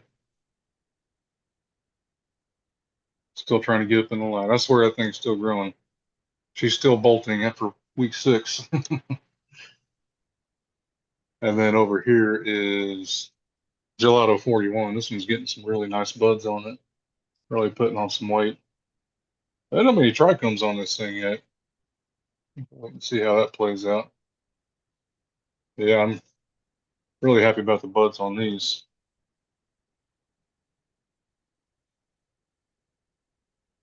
Still got a ways to go. It's looking good though. Thanks. Yeah, man. Yeah, that's all I got. You Just got any smells cruising off of on that goth girl? a little bit. It smells like kind of earthy, like semi-sweet, almost like a dark chocolate like kind of smell. I Oh, don't know. that's awesome. Earthy. I love the earthy. Yeah, me too. I'm earthy. I don't know. Too much pine. Of course, pine's like an every weed taste to me, but too much is. I want to be like straight up pine saw. You know what I mean? Like or like lemon. Like I'm not really a fan of lemon strains that much. I had some super lemon haze one time, and it was strong. It was good, but man, I get an anxiety attack every time I took a hit because this shit was so harsh. Of course, this was like popcorn bud I bought, but still. Mm, I bet you it was early harvested if Yeah, you bought it. and it was like the worst of the flour they had. It was cheap ass popcorn bud. It was like $45 an ounce or something like that. You get that from the dispensary, I'm assuming. Yeah, that was before I started growing. They had this dispo. They had ounces. I think they were $60, but if you went during happy hour, they were $45 for a popcorn ounce of Hmm. popcorn bud. And it was mostly shit. Like I mean, occasionally I would get like some decent stuff out of it, but yeah, it was no good. Or But that yeah, that's what made me want to start growing. Was like, golly, this is I can't afford this, even the popcorn bud. And then if you want good bud, I mean, you're looking at easily 120 to $300 an ounce for good shit. yeah. That's crazy.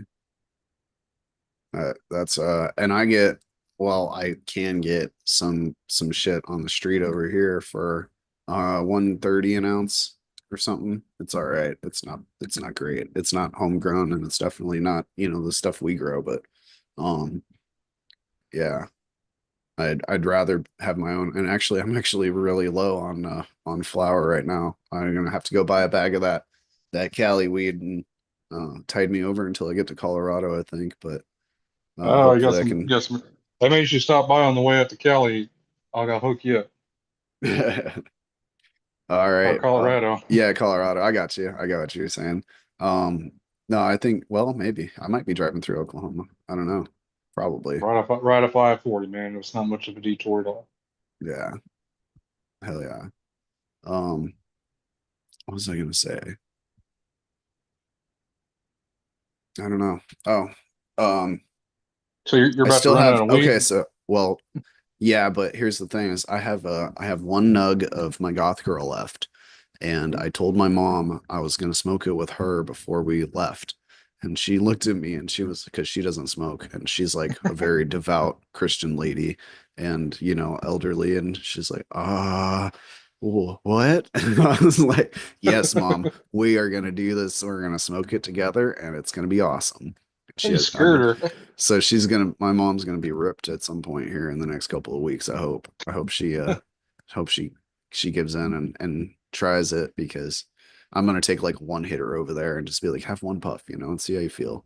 And she said, what about a cookie or something? And I was like, oh, you probably don't want to mess with the cookies if you've never even smoked any weed. You probably want to be able to control it better and just go one puff at a time versus eating a cookie and hoping it wasn't too much. Get her munching on a devil's lettuce, huh? That's right. And she was having knee pain the other day, so I gave her a jar of infused coconut oil that, it was olive oil and coconut oil and like a couple grams of decarbed flour mixed into it and strained out with a cheesecloth or whatever. And I told her like rub this on your knee. She's like, well, I took an eighth of a teaspoon and I mixed it with some more coconut oil and then I rubbed that on there. And I'm like, no, mom, you got to put more on there than that. It's medicinal. Just stack it up on there. So Man, she's like, I've what? seen a lot of people do that. Like people like that you never would think would, consume cannabis. Like they're just so against it, and whether it's just religion or just that's their beliefs, But then they end up trying it for whatever reason. Like if it's a topical, like a lotion or whatever, and it helps them. Maybe they try an edible, and then they like it. They like how it helps them. So it's cool to turn people on to stuff like that. Mm-hmm. Shout out to Hippie Juice uh on Instagram and I think she's on YouTube, but she's got really good CBD oil that she sent me to try for my nerve pain in my neck and it helped quite a bit. I actually gave that one to my dad to use on his some of his painful spots. Jace, do Yeah, you use yeah, sorry, go ahead. I was gonna ask, do you use any of that stuff? I've used CBD or like salve before, and that really really good. It'll like I was amazed how much it'll take the pain out. I mean, depending on what you got, it's not gonna leave like what I have now, like this nerve pain. It wouldn't do that, but like I don't know, like the underlying or surrounding effects from it, like it'll help mitigate some of it or quite a bit of it. So I really think it's beneficial. I mean, I know it is just from firsthand usage. Hmm. One of the things that's important, sorry, I'm watching chat. Somebody, Captain Blackheart, vouched for Ryan. You can come on the show then, Come hang out. if that's what he said. All right. He says Ryan's 100%. Yeah, dude, click that link then. Come back on.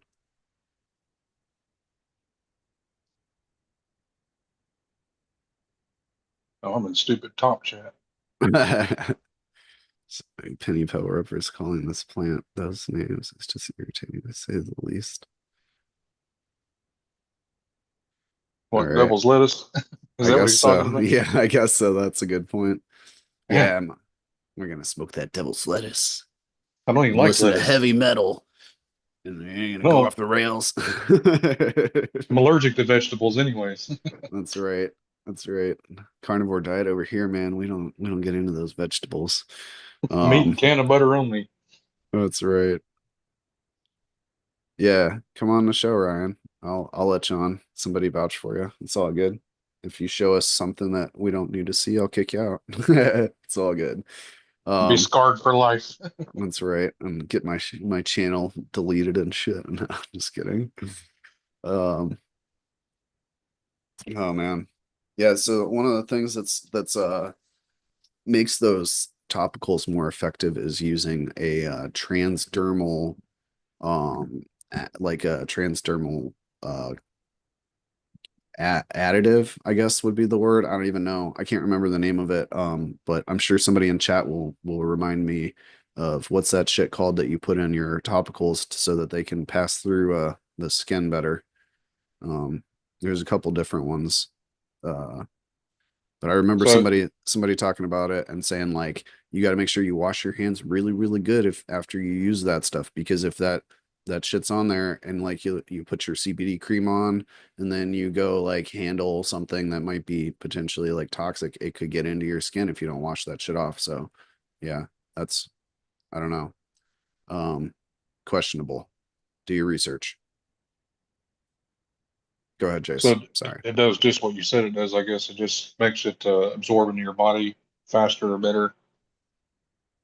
Yeah, it's a compound that it it binds to and then transports other chemicals through the skin. And I can't remember the name of it, but that doesn't matter. Kind of like Um, the same purpose that like a soy sunflower lecithin would do on your edibles. Like it just absorbs, helps your body absorb it better and faster. mhm, Kind of same yeah, principle, I guess. Different so biological effects, whatever. Talking science shit I don't know about. oh no worries. Ryan says he's having trouble with Zoom. No worries, man. If you figure it out, awesome. If not, yeah, well, there's always the next episode. Um, Grapeseed oil for topicals. I use grapeseed oil for cooking because it is a neutral oil that isn't a byproduct of the automotive industry. Um, Has a high smoke point too, doesn't it? it does. You can use it for like frying and shit. It's really good for that.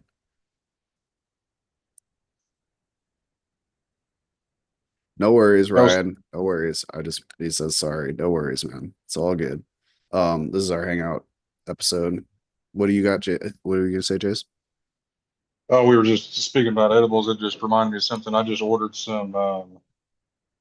Oh God, it's like a flavor enhancer that you can put in like we do with gummies. I forgot the name of the brand, but they're basically just like concentrated drops, and you put them in when you're making your gummies, and it's supposed to help, like with the weed flavor, and just make them taste better altogether. Yeah, it's They candy have like, flavoring, right? yeah, yeah, pretty much. And they have like it comes in a pack, so it's like 12 or 18 different flavors. So there's like one for cherry and apple and coconut and whatever. So you just use a handful of those drops in whatever you're making, and it's supposed to really enhance the flavor. So yeah, I'm gonna try that on my next batch. I also bought I bought like a coffee grinder because I'm gonna use that to grind it up when I put it in to decarb it. I wouldn't use that to like roll a joint with, but like just a decarb, I think that'll be okay. You what? Sorry. We had two people join us. Sky Overhead is here and Rocco 240 NZ is back. Sorry, what was the last thing you said? I just said I bought a like a large capacity like spice grinder or coffee grinder. So I'm gonna use that when I decarb. Um, like I wouldn't use that like if I was gonna roll a joint or something, but I think just to throw it in the machine to decarb it would be fine. I got you. Make Yeah, make quick work out of it. yeah. Or a whack it. That's what I use. I put like, Well, 10 out or 10 grams on a paper plate and just put the whack it all over it a bunch of I times might get until one it's of all those too. Yeah, those look really handy. And you can decarb in those ardents. You can decarb whole buds in there, and I have, but you get more of it in there if you grind it up first because it just packs in there better. I mean, you don't want to pack it in there, but it just fits better. Get more of it in there. awesome. I'm gonna spotlight Rocco's grow over here. Do you think you could turn your phone sideways? And also, welcome to the show, man. Hey, can you hear me? Yeah, we could hear you. Awesome to have No, you. no way. Holy moly. Wow. How you guys going? We're doing Good well, as well. man. Good to see you. Sorry for the Wow. mess. Oh, you're good. Sorry, we didn't we were skeptical at the beginning. I wasn't sure who you were, but sounds like you're part of the community, so welcome. Got I've just some plants going been here, huh? watching yeah, sorry about the mess and all. It's a very small setup. No worries. We Uh, like to see any kind of plants growing. There's a little coming out the side now. Whoops. Um, yeah. I've just been watching you guys from the Smart Poker channel, and they dropped out, and then I found you guys, and I was like, yes. Yeah, I had to keep it going. Had to keep Oh, it going for the exactly. Yeah, community. yeah, You want to tell us about what you got going on here? What strains and media and stuff yeah, like that, or yeah. All right. Well, so I'm in NZ. So the names that come with the strains, you can kind of take with a grain of salt, you know. mm-hmm.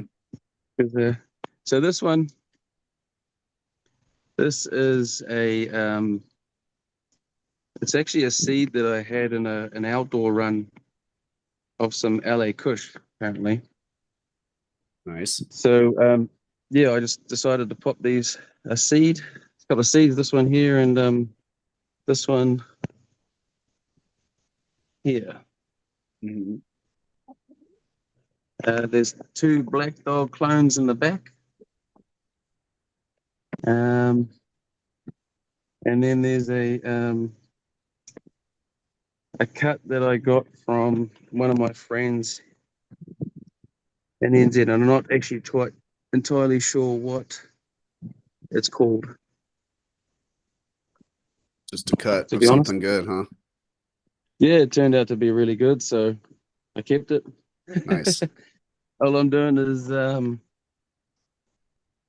I think so I'm an NZ, so I don't do gallons and I don't do all that sort of stuff. Unfortunately, guys, sorry. Oh, you're fine now. Tell us I may, what you do and we'll figure it out. right. So basically, I'm just running a bit of pumice, um, compost, um, sheep shit, and worm castings, pretty much. Organic, I like it. So yeah, and What's then what's that bar thing down there? The white bar there. it's a heat saber. A heat It's saber? just yeah. So it's just pretty much a heater Oh, that's cool. for the room. So I've got one there, and I've also got one in here somewhere. Oh, there it Oh, is. that's really cool. Jace, have you ever seen anything like that? No, that's really cool. I like it. Where do Yeah, you so This get that's one of one's like those? I'm assuming it's a New Zealand product. yeah, that one's like so 300 odd mil, 300 mil long, tiny little Hmm. one. Yeah, I see that. And I think that one there is it's about 600 mil, so it's just over half a meter long. I gotcha. Where do you get those? Just out of curiosity. I got them from a company called Herbal House. Herbal House. All right. Yeah, I'm gonna go look that in up New because Zealand. that's a really handy thing to have. Yeah. They work they work quite well. Um, this tent's only so if it's what is it? I think it's 2.5 foot by 2.5 foot. What So is it's that? quite A a meter small by a tent. meter? That's What do you say? 800 mil by Oh 800 yeah, mil, that's just under 3 by 3. just under. Yeah, Yeah. And I got and this is the lights from Herbal House as well, Four Seasons. nice. So I think it's 400 and something watt light. It's a little bit too much for the space, but I'd rather have more light than less, you know? Yeah, and just turn it down a little bit, Yeah, or not. exactly. Just blast them. Yeah. Sometimes I try and blast them or something like that. There's some cuts that I got from apparently from an old guy. He's been growing the strain for 20 years, and apparently it's lemon kush. Nice. But yeah, I'm not too sure. what I'm going to do with these. Then I got little propagation tent up here, a little bar. Nice. I like that. So this bar heater is I got it from a mate who's an electrician, and he works on the transformers on the side of the road. Here we've got big like transformers, green transformers on the side of the road for power and stuff like that, and they put these little things in there to keep the dampness out of the transformers. Oh, okay. So they're only like 17 watts. It just radiates a little bit of heat. Yeah, and it just stops it from condensating inside the transformers. So he replaces them every now and again, and I just managed to score one off him. That's awesome. So got a Durban. Apparently this is Durban poison. Mm-hmm. So I'm not too sure. This one here is a white rhino. And to be honest, these here seeds are well, they're mine, but there's some that I've made, but I'm not too sure what they are because I ended up finding a few seeds on the finding a few seeds in my garage, and I thought, fuck it, I'll pop them anyway, and they came up. I didn't actually think they'd work, but they did, so I just kept them going. Those are going to be the best ones. Yeah. So, and then so apparently, some of my sort of other beach room. Mm-hmm. So you've got a what cell have I got here? Apparently, this is LA chocolate, but I'm not too sure. See here people just have a name that people like, and they just use it for everything, pretty much, you know. Yeah, So that's here this is too. apparently this is sage and sour. Nice. So yeah, but I'm getting a little bit overrun in here. I need one of my tents to free up so I can put them in either here or, excuse me, but another little thing under here. Oh, nice. I like that little under cabinet thing. That's cool. It's just a little 200-watt LED quantum board. I like that. That's really cool. I like anything that's like repurposed space for growing. Very cool. Yeah. Just got a four pots, same sort of thing, compost, sheep shit, and fucking worm castings, and then bit of gypsum in there. Got them in a tray. So apparently, yeah, this one is the first time I've flowered the Durban poison, and he's gone out above the light. So, he's almost above the light. Jason knows That about one, that. Oh, and that big one time there, problems right there. yeah, it's only a small space. LA chalk. The one in the back here, that one there's white rhino. Just starting to come through, and there's a cup that I made. It's a white rhino crossed with the sage and sour. Oh, nice.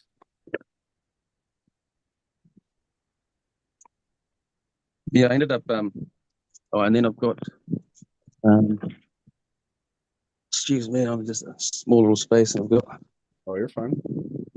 my some of my outdoors hanging up. Oh, nice. Yeah, that's So awesome. yeah, I managed to do a little bit in the garden. I'm right in the middle of town, so I had to pull it pretty early before it started stinking hard out. Yeah. And there's my cross, the sage and sour cross, um, white rhino.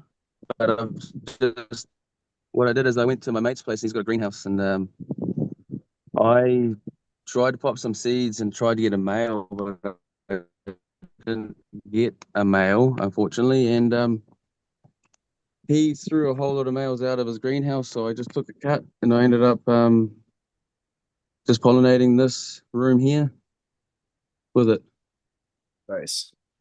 So the One. I made seeds a little while ago, and I've just caught the bug. Yeah. Yeah. That's how it goes. Yeah. Well, it's so hard here. Like you only can get clones, you know, Mm-hmm. because no one wants to muck around with bloody with uh with males or seeds, you know. Yep. But but yeah, I mean, after watching the Smart Poker and you guys for a while, I'm just like why not, man? Yeah, man. And give them out and overgrow. That's how you do it, I guess. You Yeah, could that's give it. clones That's it. out, but that's more work, you know? Yeah, yeah. Oh man, I'm always like, as you can see, I've always got a clone spare. Yeah. So I always give out clones, and I'm always giving out packs of seeds and stuff like that. But it's just that a lot of people would rather a clone than a pack of regs. Yeah. Unfortunately, they don't want to dig through males and cut out this and that. But I think it's all the fun. That's different strokes for different folks, right? Like some people are growing for flower and some people are growing for their mental health and some people are growing for medicine and all that. So different stuff. But Yeah. I wanted to say welcome to Ice and I. Sorry, man. I saw you back there and I saw your comment and then I let you in. But let's finish up with Rocco and then we can jump over to Sky Overhead. Yeah, yeah. Well, I won't hold you long. That's pretty much all I've got. Just a few little tents, and just do the clone thing, and try and make my own seeds, and trying to find some nice stuff. It's pretty Yeah. much how it is. And fucking thank you very much for letting me on the show, guys. Like I've been watching Small Poker Net for a few years, and just I don't know, this community seems to be more accepting, I would say, than seems to be than a lot of other people. You Yeah. guys seem to be pretty level-headed and down to earth, so it's pretty awesome. I appreciate that. Yeah, man, you're welcome to hang out, smoke down with us, or come back anytime. Oh, Absolutely. what's the time? Oh shit. Oh, it's just the morning here, and I've got to get my kids up. So I thought I'd just Oh, jump on just before my kids woke up. I gotcha. All right. Well, do you have an Thank you Instagram very page much. or anything like that you want to share? Oh, it's just like there's no content on any of my stuff because obviously in the illegal land. So Yeah, um yeah, so if I can hush it quiet, except when I'm on here. fair enough. Well, you're welcome to join us anytime. Thanks for coming on and welcome to the show and community. Oh yeah, thank you very much. Cheers, guys. Yeah, watching most of you guys for a while. You guys are like superstars. Oh, no, we're just regular people, bro, just like you. Awesome. All Oh, right, I'm awesome. gonna Thank jump you very on much. How over. do I get out of here? Let me spotlight Sky and then you can click around without worrying about flipping your camera. Um, Right. there should be, are you trying to leave the thing? You should be able to tap and then hit the red button that says end call or something. Oh, okay. Leave. It says leave. Um, all right. I might leave you guys and go get my kids. But thanks very much again. Catch you guys Yeah, later. thank you. We'll see you soon. Yeah, thanks. All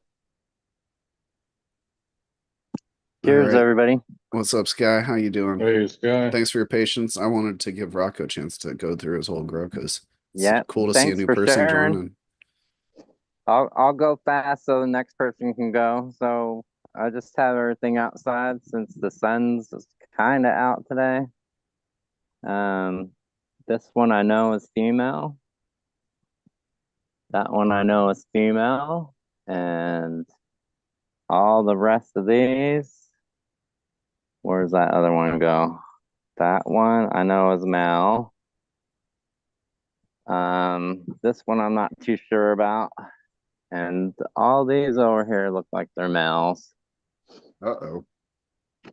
That's not a good But ratio. no, it's not. But then again, I did everything wrong. So I'm expecting to get more like Hermes and males and stuff like that since I've been kicking my plants every chance I get. But they smell good. I will say there So was that one guy, Smitty75, I think it was on Instagram, that got had a goth girl that had a couple of male flowers that popped up very at the very beginning, and then pistils after that, and they just plucked off, I think it was like three male flowers and at the very beginning, and then didn't see any for the rest of the grow or something like that. So don't give up on them yet. They may still show female sex on you. But that yeah, dude, I think he I had a light issue as well, so that could have been a part of it. yeah. So they they're kind of hard to tell because like right next to, I forget what these are called. These little things that come out. Yeah, They're I can't not like the remember either. pre-flower things, but next to those, there's some white hairs on just about every plant. So it's hard to determine if they're going to be female or not. Yeah, that'd be females. Yeah, Um, well, as soon as you see them white hairs, you're on. yeah, but they're not Whether in they herb or not is the another flower question. spot though. They're not really in the flower spot. They're kind of like next to that little thing growing out in the nook. Yeah, They're you'll have two come out of that. Each one of them little that looks like a form or a miniature form sticking out the side. You'll have a couple of pre-flower, couple of pistils come out of them. And that's the first thing. If you look at it with a magnifying glass, you can actually see them sort of like start to appear. They sort of emerge out of those forms. In my opinion, I yeah. might be So wrong. they're just weird to me. I'm not used to that. So this is just basically tomatoes and kale, and I've been just leaving these out here. And if it's super raining or cold, I'll just cover it. I got the tarp right here. So what I do is I just take this little frame thing that I built for my 2x2 table to wheel it around, and I'll just set that right there in the middle and cover it up, and it keeps the rain out of it. And then I'll tuck the ends of the tarp under the table legs so it doesn't blow off. Because we've had like 50-mile-an-hour winds here lately. Oh yeah, that's crazy, man. You got to keep So them covered. I wanted to let me just go. real quick welcome Miranda Family Farms to the show too. And we Cheers. might just go a little long today because we still got ice and them. So, but Just Okay, let me just show you my clones real quick, and then I'll let you go to the next guy. oh, you're fine. Yeah, let's see them. So, I'm hoping that one's female. That's the one that I burnt the roots off, and then I just re-rooted it in the cloner. And Okay, then, that's looking pretty good. these two I just transplanted yesterday. They came out of there. They had roots. I got one out of the middle of this. So there's some roots on that one. And I showed you these 3 days ago, and there was barely any roots coming out. Yep, look at that. That's a big root. So, and then here's another one that has the roots, and then right next to it, there's a leaf growing too. So there's like three of these going on. You I'm see that surprised leaf that that's yeah, I'm surprised it's still alive. I mean, maybe it's not. I don't know. it looks more green if I'm not looking through the camera, but there's actually a leaf on that one. That's crazy. So there's definitely getting roots on these. This one barely has any started. Yeah, but next episode it's gonna be like a 4-inch long root on that. Yeah, Because that's what that other one looked like last time. The one on the yeah, left. it only took 3 days for that to sprout the roots. And like I was gonna just throw them all away.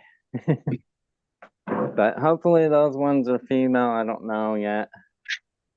I'm thinking they are.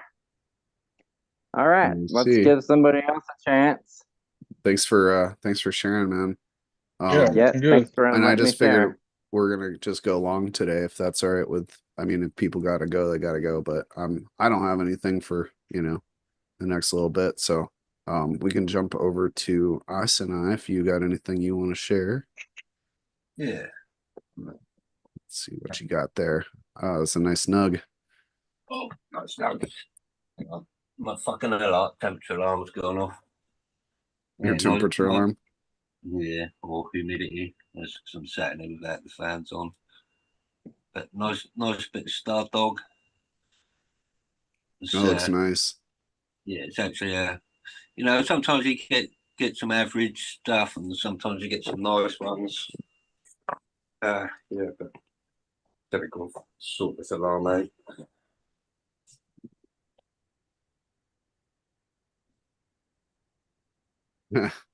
Nice. Put it safe. Real quick Yes. before you get started, I just wanted to ask Miranda Family Farms, are you good to hang out for a few minutes? Yeah, yep. All right, cool. Let's let Ice and Cheers, I do Steph. his tour and then we'll get right to you. Yeah, pretty much. I had a good strip back. Had a bit of an issue that, if you can remember, I sorted out my window and put black film on, so I could have my windowsill and everything. Mhm. Well, I came in here the other night because my light timer. I'm not big on these switches anymore. I've had now all of them that I've purchased. This is the last one left, but they're all failed on me, and they left my light on. So I'm on. I thought I was on 12 and 12. I was actually on 24/7. So Oh shit. yeah. Well, anyways, yeah, they had and my window as well, because I came in here during the day. The light was off, but I could see all the light coming in. So I've sorted my window out again and just boarded it or cardboarded it off. Yeah, the Franco's lemon cheese in this pot here. It's all looking nice and tasty. Not really seeing any frips. I'm seeing one or two frips, but I think they're really struggling. They've been bashed up, and I'll probably give them another spray since it ain't really got any flowers on it yet. But yeah, this is the grape hoolie cross blood diamonds. Now this one is the biggest plant in the room. And it's looking nice. It's got if I can get this to it's got some nice stacking going on.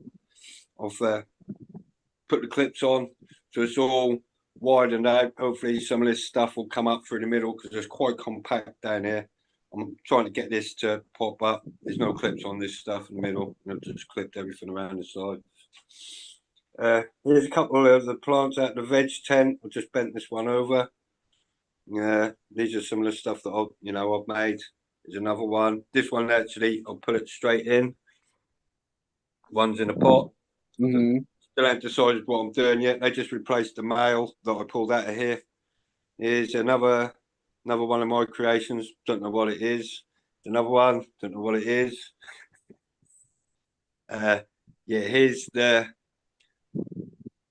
either super lemon haze cross pink candy or no. What's the other one? Super lemon haze cross RS11. RS11. Yeah, so Ha, that's I all know it your is. girl better than you do. Yeah, yeah. There's that one pot there at the back. like I say, everything's now looking all nice and tidy. Everything's all stripped out. I was having a bit of issues with humidity, so the strip back is done pretty well. Everything seems to be, pretty well stacking. We've got 1, 2, 3, 4, 5, 6, 7, 8, 9, 9 or 10 alternate nodes going on every one.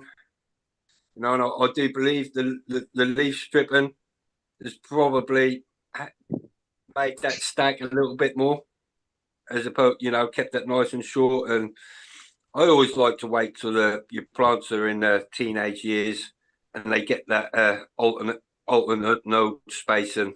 That's when your plant's a teenager and mature. Also, if you're getting two nodes on every one, it's still not quite mature yet, in my opinion. But yeah, this is my flower. I'll quickly take to the veg. It's not looking that great because I still need to do some work potting it up. But yeah, it's struggling at the minute. As you can see, it's now starting to go a bit yellowy. Everything's totally root bound in here. I'd spray that whole thing down with CalMag. Yeah, suffered a real bad dry back as well. Still in the little pots. Oh, they're still alive. Yeah, they're still going. As soon as I sort out what I'm doing, it's just on a little bit tight on funds. I need to go buy some bag soil, and I'll just throw these into sort of like 2-gallon plastic pots and just fill out the rest of that room. But yeah, that's me done. Short and sweet. Thanks for the update. Those plants are looking great. So they weren't in flower? No, they were. Well, I flipped them over to flower, so I was expecting them to be sort of like a week and a half in. But my window was leaking lights, and my timer went as well. So yeah. So you're gonna have a Technically, jungle they were here. sort of like they were in between. I gotcha. Probably getting a little bit stressed. They'll be all right. Yeah, they'll be all right. Awesome. Thanks for the update. Let's jump over here to Miranda Family Farms. Welcome to the show. What up? What up? I see your name in chat all the time everywhere, and it's good to finally talk to you in person. Yeah, me too. So I found something today. Well, first of all, Yeah, let's look at this grow. I've never seen your grow. That's an awesome looking room there. This front row right here, you can see these things have 6-foot legs because I fucked up and I made the plants the last cycle. I had the plants way too big and veg way too long, and I'm not really down to do that. But yeah, so these are just the top, not the tops. I already took the tops off, and I was just letting the bottoms kind of finish up. Okay, I see that staggered harvest. Yeah, so there's a couple different things, but this is kind of more the next round. You can see the difference in height, you know what I mean, with the next plants. Yeah. They're way smaller. This one just went in yesterday. I kind of cleaned it up, took a bunch of cuts off it to give away. There's some nice training on that. Spread it out. Yeah. I only topped the plants. Oh no, this was a clone. I actually never topped that. Oh wow. Kind of just like lollipop the plant and it shapes itself the way I do it. But I was looking at this plant, and this is grape gas I got from a bag seed out of like a dispensary. And then I see if I can zoom in here. You can see it, but there's fucking balls in there. Oh, that sucks. Yeah. Well, that's a S1 would There. Right. Yeah. So this is getting tossed. Sorry for your loss, man. It's good though because we got backup stuff. Oh, now I'm all screwed up here. There we go. I think you're zoomed in still. Yeah, man.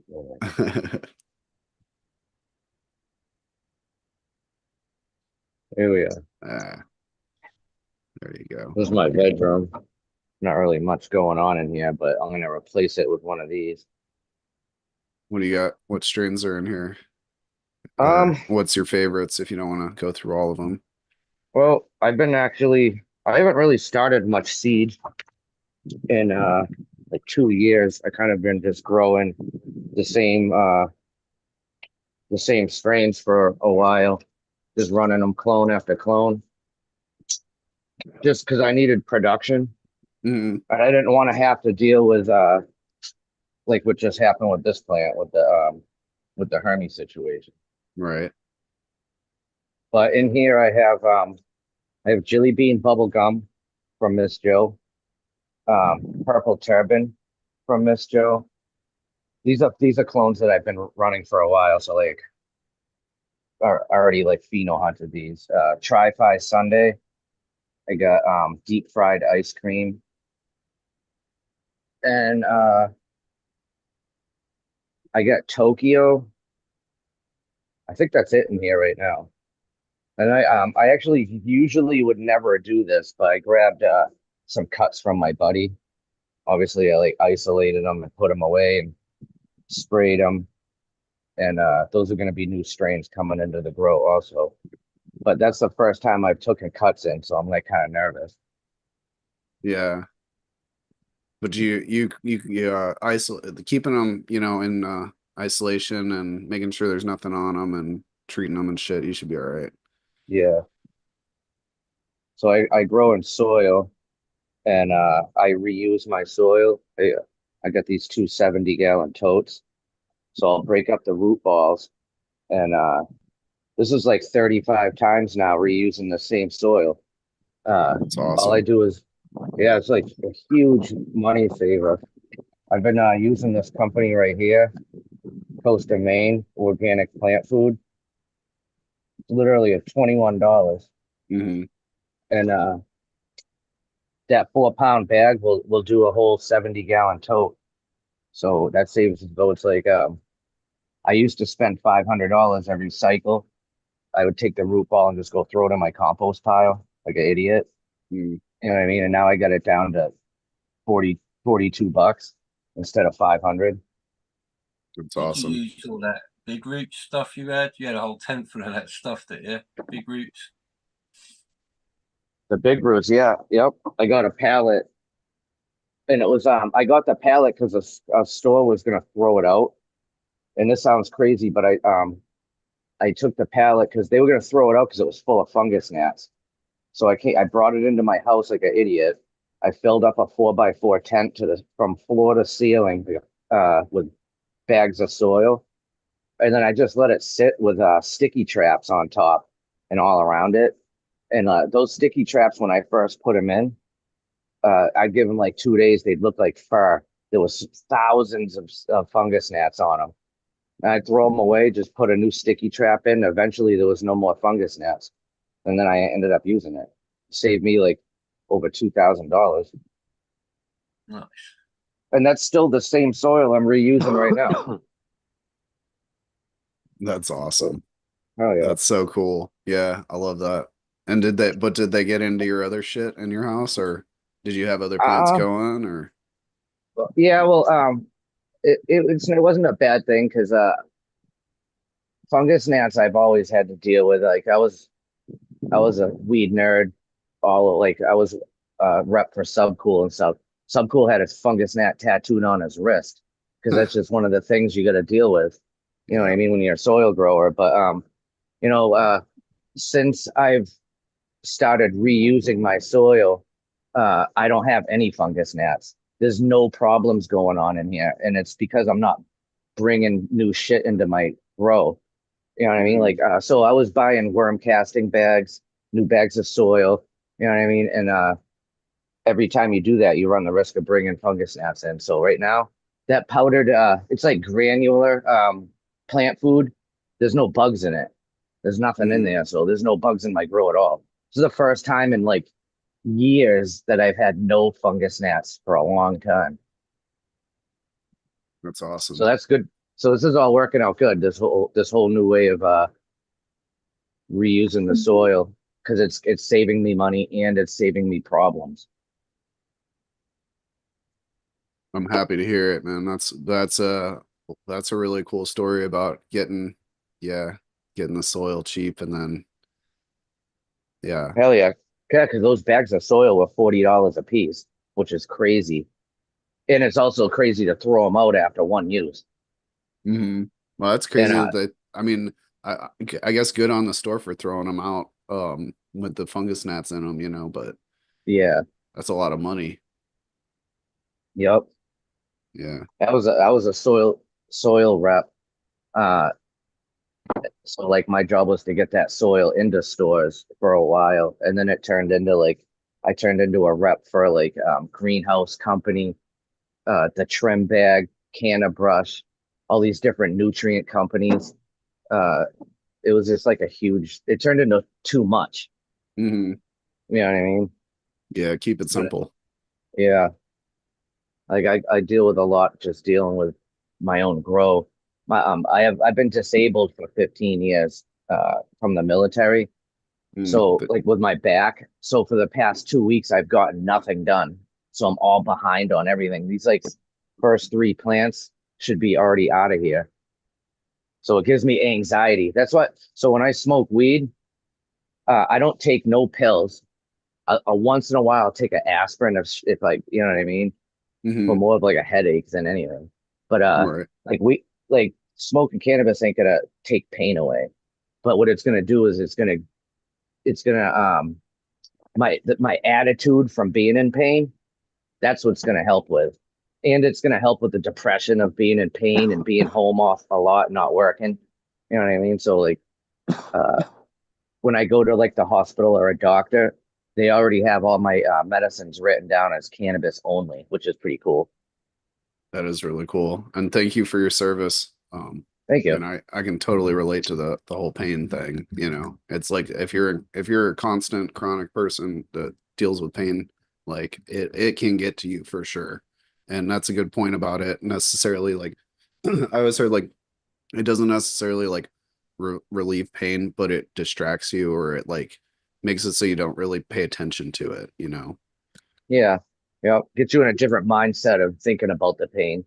At Right. least you can enjoy yourself and whatever. And it helps obviously with I toss and turn all night, so sleeping is a big problem. So I usually smoke myself silly at the end of the night and then somewhat fall asleep. So that Yeah. helps a lot. Do you use any edibles? Actually, so the last I I got a judge's kit for gummies and for like dabs, concentrate. Mm-hmm. And I kind of fucked up because my back hurt so bad that I should have been eating the gummies during that, but I didn't want to take dabs and cough and fuck my back up more. So then the last like 2 days now, I had to judge all the gummies. So I picked my son up because he's on spring break, and me and him just ate a ridiculous amount of edibles for the past 2 days. And Nice. actually, it does help with sleep. Yeah, definitely. And add a little CBD maybe. It might help too. Yep. Yeah. Cool. Thank you for hopping on and sharing. And um I guess we could end here or if anybody has anything else that they want to share. I'm happy to go a little longer. My wife said she was like, well, I'm gonna maybe take a nap or something. So I was like, all right, well, we can keep talking.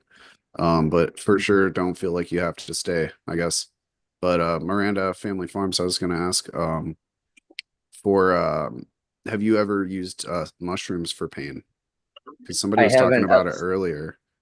I'm friends with Marshall, and he's tried to get me to take some mushrooms for the past bunch of years. But it I know it has medical benefits and everything, and I know micro dosing is different than when I was younger. My whole crew, I'm 47 now, so like my whole crew was all about acid and mushrooms, and we used to get like completely wrecked. Like, you know what I mean? Like a quarter of mushrooms was what would be like the minimum. So like uh tweaking out like that back in the day. And like I got kids and shit. Like I haven't done it since. I haven't done it in like 30 years or more. Mhm. I've done it for pain relief as like a 1 gram or 1.5 gram dose at the most. So you're not like you're not getting ripped or anything. And generally if I'm using it for pain, I'm gonna do it when I feel good. So like I don't want to be on shrooms and when I feel like horrible and my back and shit hurts, I want to do it on a good day and help it to like ingrain that positive feeling into my brain, So like I'll eat maybe 1 gram. Like let's say that like it just happens to be, Friday and my back doesn't hurt or my neck doesn't hurt and I'm, feeling pretty good. I'll eat a gram of mushrooms, then I'll go lay down and meditate or whatever. And then I find the next day that it feels like everything is looser and it kind of reinforces that in the brain of like, I am healthy kind of mindset. I don't know. That's just my 2 cents. But if you are friends with Marshall and he's offered, maybe give it a try if you get a night off or something. Yeah. Just see what happens. But yeah. Anything's worth a try. I also got bit by a tick and I got Lyme disease and I didn't know until it was way too late. Like I had to go get my knee drained. My kneecap was so swollen I couldn't bend it or anything. And so the Lyme disease, it completely shot my shoulders and my knees. Most of the joints are just completely blown. So uh it's not just the back, it's like it feels like every day it's something different, which is horrible. So like dealing like this, I actually have a doctor's appointment Tuesday, just so we could start the whole thing again, because the doctors like to play pass. They just pass you on to the next doctor, and they all just want to give you pills. No one actually wants to fix nothing, because then you wouldn't be a repeat customer. Right. Seth, I was actually looking into something the other day, and they mentioned Lyme disease, and because how it attacks your central nervous system and stuff, and how it's hanging out and hiding out in there.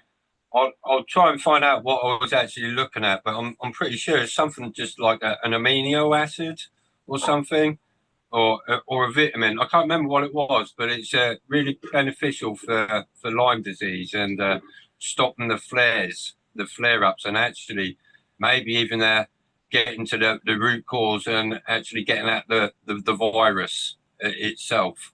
This semi dormant, should I say? Getting your body to actually go and actually identify it and maybe you put a tag on it and get rid of it instead of attacking yourself. Actually, identify the virus and not the inflammation. Maybe that was what it was more in line with, is sort of like the inflammatory side of it. Yeah, Interesting. I know, like whatever you put into your body and eat is obviously like gonna affect, no matter if you have pain or not. So like, and I eat like shit, so it makes me probably suffer more than I have to. I'll try and find out what it was. It wouldn't take me long just to look at the stuff I've recently been looking at, and I'll send you the stuff. Well, You know what's interesting? I didn't know that Lyme disease affects your joints like that. I got bit by a tick when I was a teenager and I got the bullseye rash and everything, and I went straight to the doctor and then he got me on medication. And normally apparently antibiotics. it's fine after that, but I'm having joint shit, so now I feel like is there like a test for it? Can I go get tested and see if I've been It's a hard one to diagnose and test. They're going to need that. They're going to want your spinal fluid and all sorts of stuff. And it's one of these things that they don't really want to acknowledge, because they've then got to acknowledge that there's a problem and start doing some sort of treatment. Like I said, like Seth said, if they treat you and make you better, you're not a repeat customer anymore. Yeah. And it gives them all these excuses to be like, oh, I'm a specialist and I treat this. And well, if everyone was good at that, you're out of a job. Yeah. It's all swings and roundabouts. But yeah, it's an autoimmune condition at the end of the day. The tick bite is triggering your or the virus is hanging out. Your body's not. It's one of these gram negative, I think. possibly, or something like that. And yeah, it's just hidden away, just lying dormant. There's a few things that, you know, like herpes and all stuff that we can live with, but sometimes they get, when you're weakened, you get a cold or whatever, then your immune system's tied up with something else and gives the opportunity for the other thing that's been lying dormant to come up and have a little party. Yeah, or like mono or something like that as well. I So remember. there's some great information out there, guys. On YouTube, there's a guy called Chris Beat Cancer. The theory is that your body can heal itself as long as you're giving it the right nutrition. So look into healing your body through nutrition, and you should be able to weed out what you're not supposed to be eating, because all these things give your body like an allergic reaction. The doctors hate me. I will question everything and ask questions, and they get to the point where they're just kicking me out of the room. So they hate me because I won't just, their whole thing is they're against all these opiates and all these medicines that is supposedly highly addictive, but they are a tool. So they're trying to bar you from taking these things when they actually can help you if you have the education to take them properly. But basically, they're using that excuse to not give you those prescriptions that if you're in some sort of pain or something, that it could be helping you if you're taking it in an educated way. Yeah. But then they just try to get you on something that's another pill that's 3 times a day, if not more. So The side their like effects of that, you want argument to take is it off. kind of, their argument kind of pisses me off a little bit. All that's So green says yeah, it's because we don't even eat question real food everything. anymore. Yeah. Question everything. You are what you eat. If you're not putting the right things in your body, you're making yourself have extra pain. A good Inflammation. Yeah, as a reaction to all the stuff that is fake. Yeah. Inflammation is pretty much the root cause of most disease, and when you get to the root cause of the inflammation, you'll probably end up at mitochondrial dysfunction, or what they call metabolic dysfunction. It's where your body, or they'll say, "Oh, you've got bad DNA. You don't process this, or your genes, or your environment, or whatever. Yeah, it's causing your body to not act like it should do." So they'll say you dysregulated. That's the root cause, and you're probably doing it to yourself, or you've done it to yourself, or you know, just your lifestyle in general is exacerbating what we call you know, you could be born with genetics, but are they affecting you? You know, or you know, certain what do you call it, trigger stuff into happening, like we've all got cancer every day, haven't we? But our body is keeping it in check. But as soon as our body gets tied up with other sort of stuff, that's when the bad guys come out. You know, they're opportunistic. Most of this Like, stuff. We have genes that only activate when we are in a zero gravity environment. You have all kinds of crazy shit locked away in your DNA, and things like environmental stressors, or you know, of different chemicals or medications or foods can cause these genes to activate and cause, you know, these things to happen. But like you were saying with the inflammation, that's definitely something that cannabis does help with. And all these cannabinoids. And another thing that I would say, just if you know, I'm big on meditation, so meditation is a really great way to reduce inflammation as well, and lower stress in your body, and help with a lot of pain issues as well. I try to meditate every day, at least 20-30 minutes, you know, and I do it laying down. Sometimes I fall asleep, and I always feel better afterwards, you know. And one of the great things that you can use for getting into a deep meditative state quickly is like binaural beats, which is a frequency, like a differential frequency between the two headphones that you wear that your brain has to balance out the frequencies. And it does that by like picking up the difference between them, which will put your brain into like a theta state or a delta state, which is where you are when you meditate or when you're sleeping. So it's just a like a quick cheat way to get into that headspace. Even if you're not like a regular meditator or anything like that, throwing on some headphones, laying down and trying to focus on breathing is a good way to reduce all that inflammation and pain as well. Just stop doing stuff that causes inflammation in the first place is probably the But best, that's the thing, like you can't avoid it nowadays because think about like primitive minimize man living wild and just worrying about like, am I gonna exercise. get eaten by a lion today or some shit? But now we have like all this shit in the cities and in just general life and everything Right. is Good diet and a healthy exercise is going to beat most remedies, should I say, or putting a patch on something for your lack of a good diet and exercise. It is,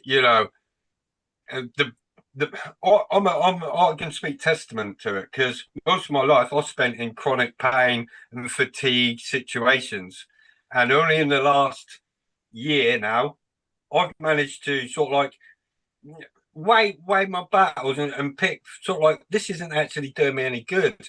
It's making me ill and stuff.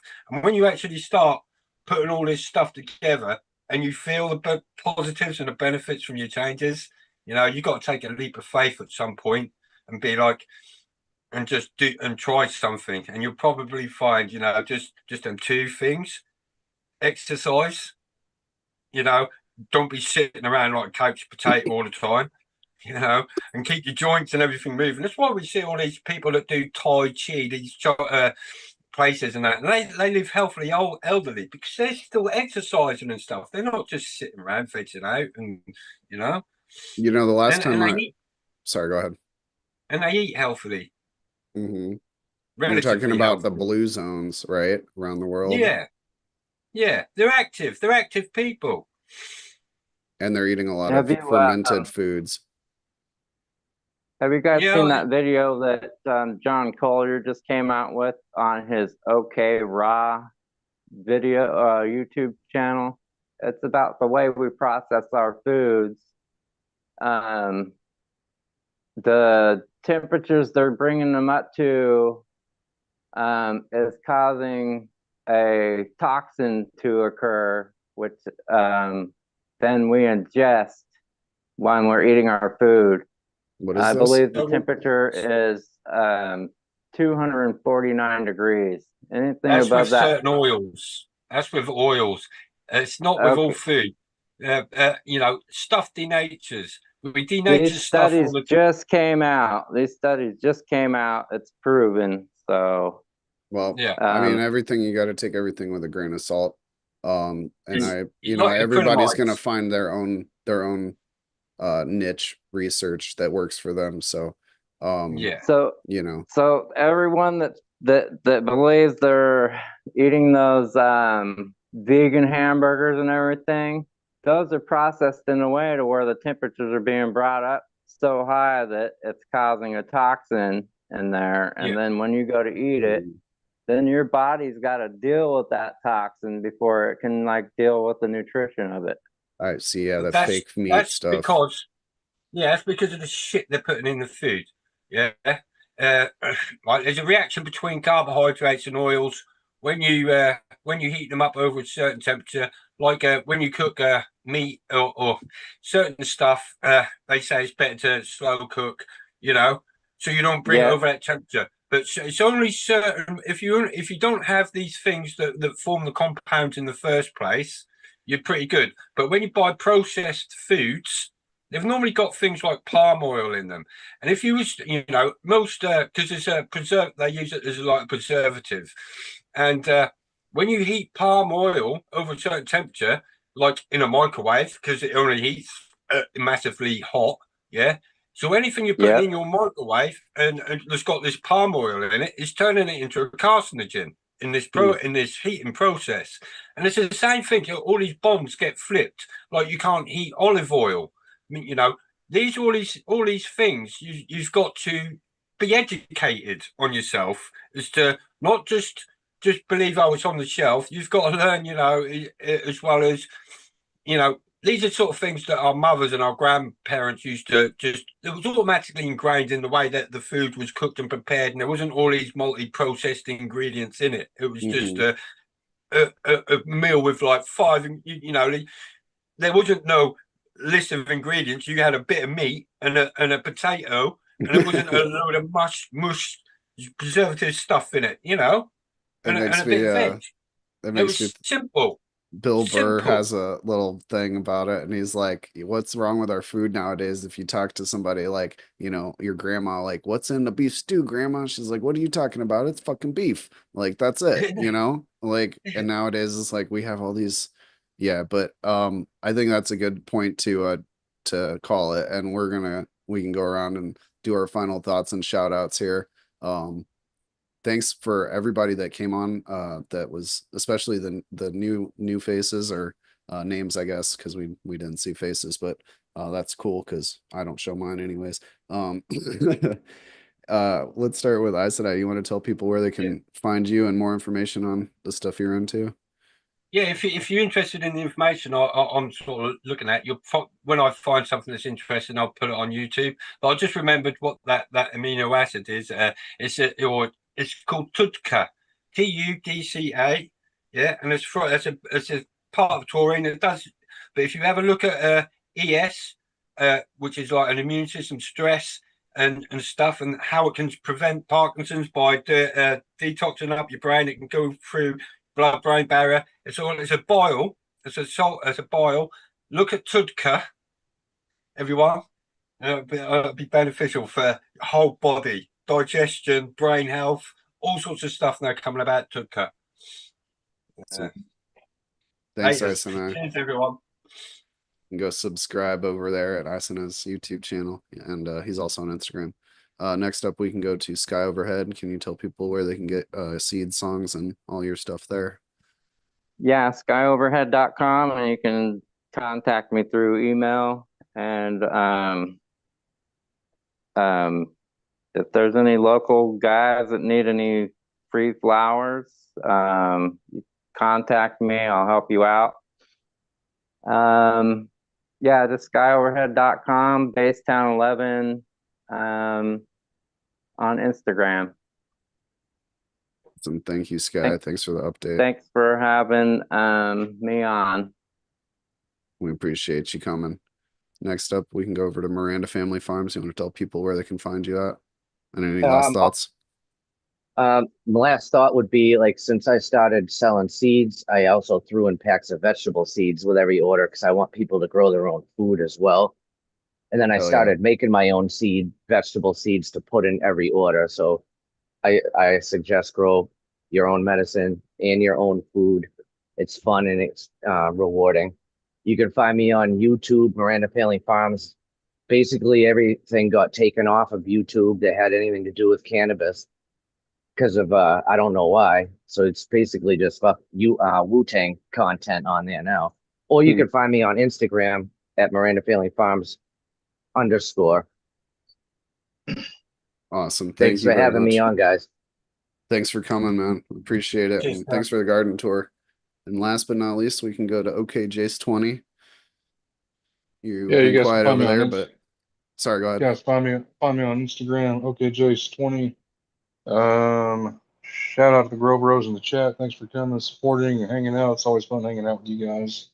Cheers here at the panel. Miranda Family Farms, really cool grows. Nice seeing you on here. And I forgot the other guy's name that was on here already, but yeah, it's always good seeing new faces on here. And last but not least, cheers to the host. Thanks, Seed Person, for hosting this, and we'll look forward to seeing you guys next time. Grow it up. Thank you, Jace. And I was just gonna say we didn't get into much conversation over there, but yeah, thanks for the update on the plants. I can't wait to see what happens with that goth girl, man. She's looking great. Big spears over there. And the the person who was on earlier was Rocco 240 NZ, I believe. So shout out to them for coming on and showing their grow for the first time on here. And yeah, shout out I thought it was Aussie. It's New Zealand, is it? New Kiwi. Zealand. Yeah, yep, New Zealand. That's cool. We got worldwide representation now. The USA, and we We're got global. UK, and yeah, fuck yeah, that's awesome. Anyways, thanks everybody for coming. I'm Seed Person One on Instagram and seedperson1@gmail.com. And yeah, if anybody has more questions about the mushroom stuff we were talking about earlier or anything like that, feel free to hit me up. And thanks to everybody that came on and showed their grows, and shout out to everybody in chat. We had quite a few people show up, and I'm very grateful for the support. Next episode is going to be on Wednesday at 7 p.m. Eastern, and I hope to see you all there. Grower love. Later.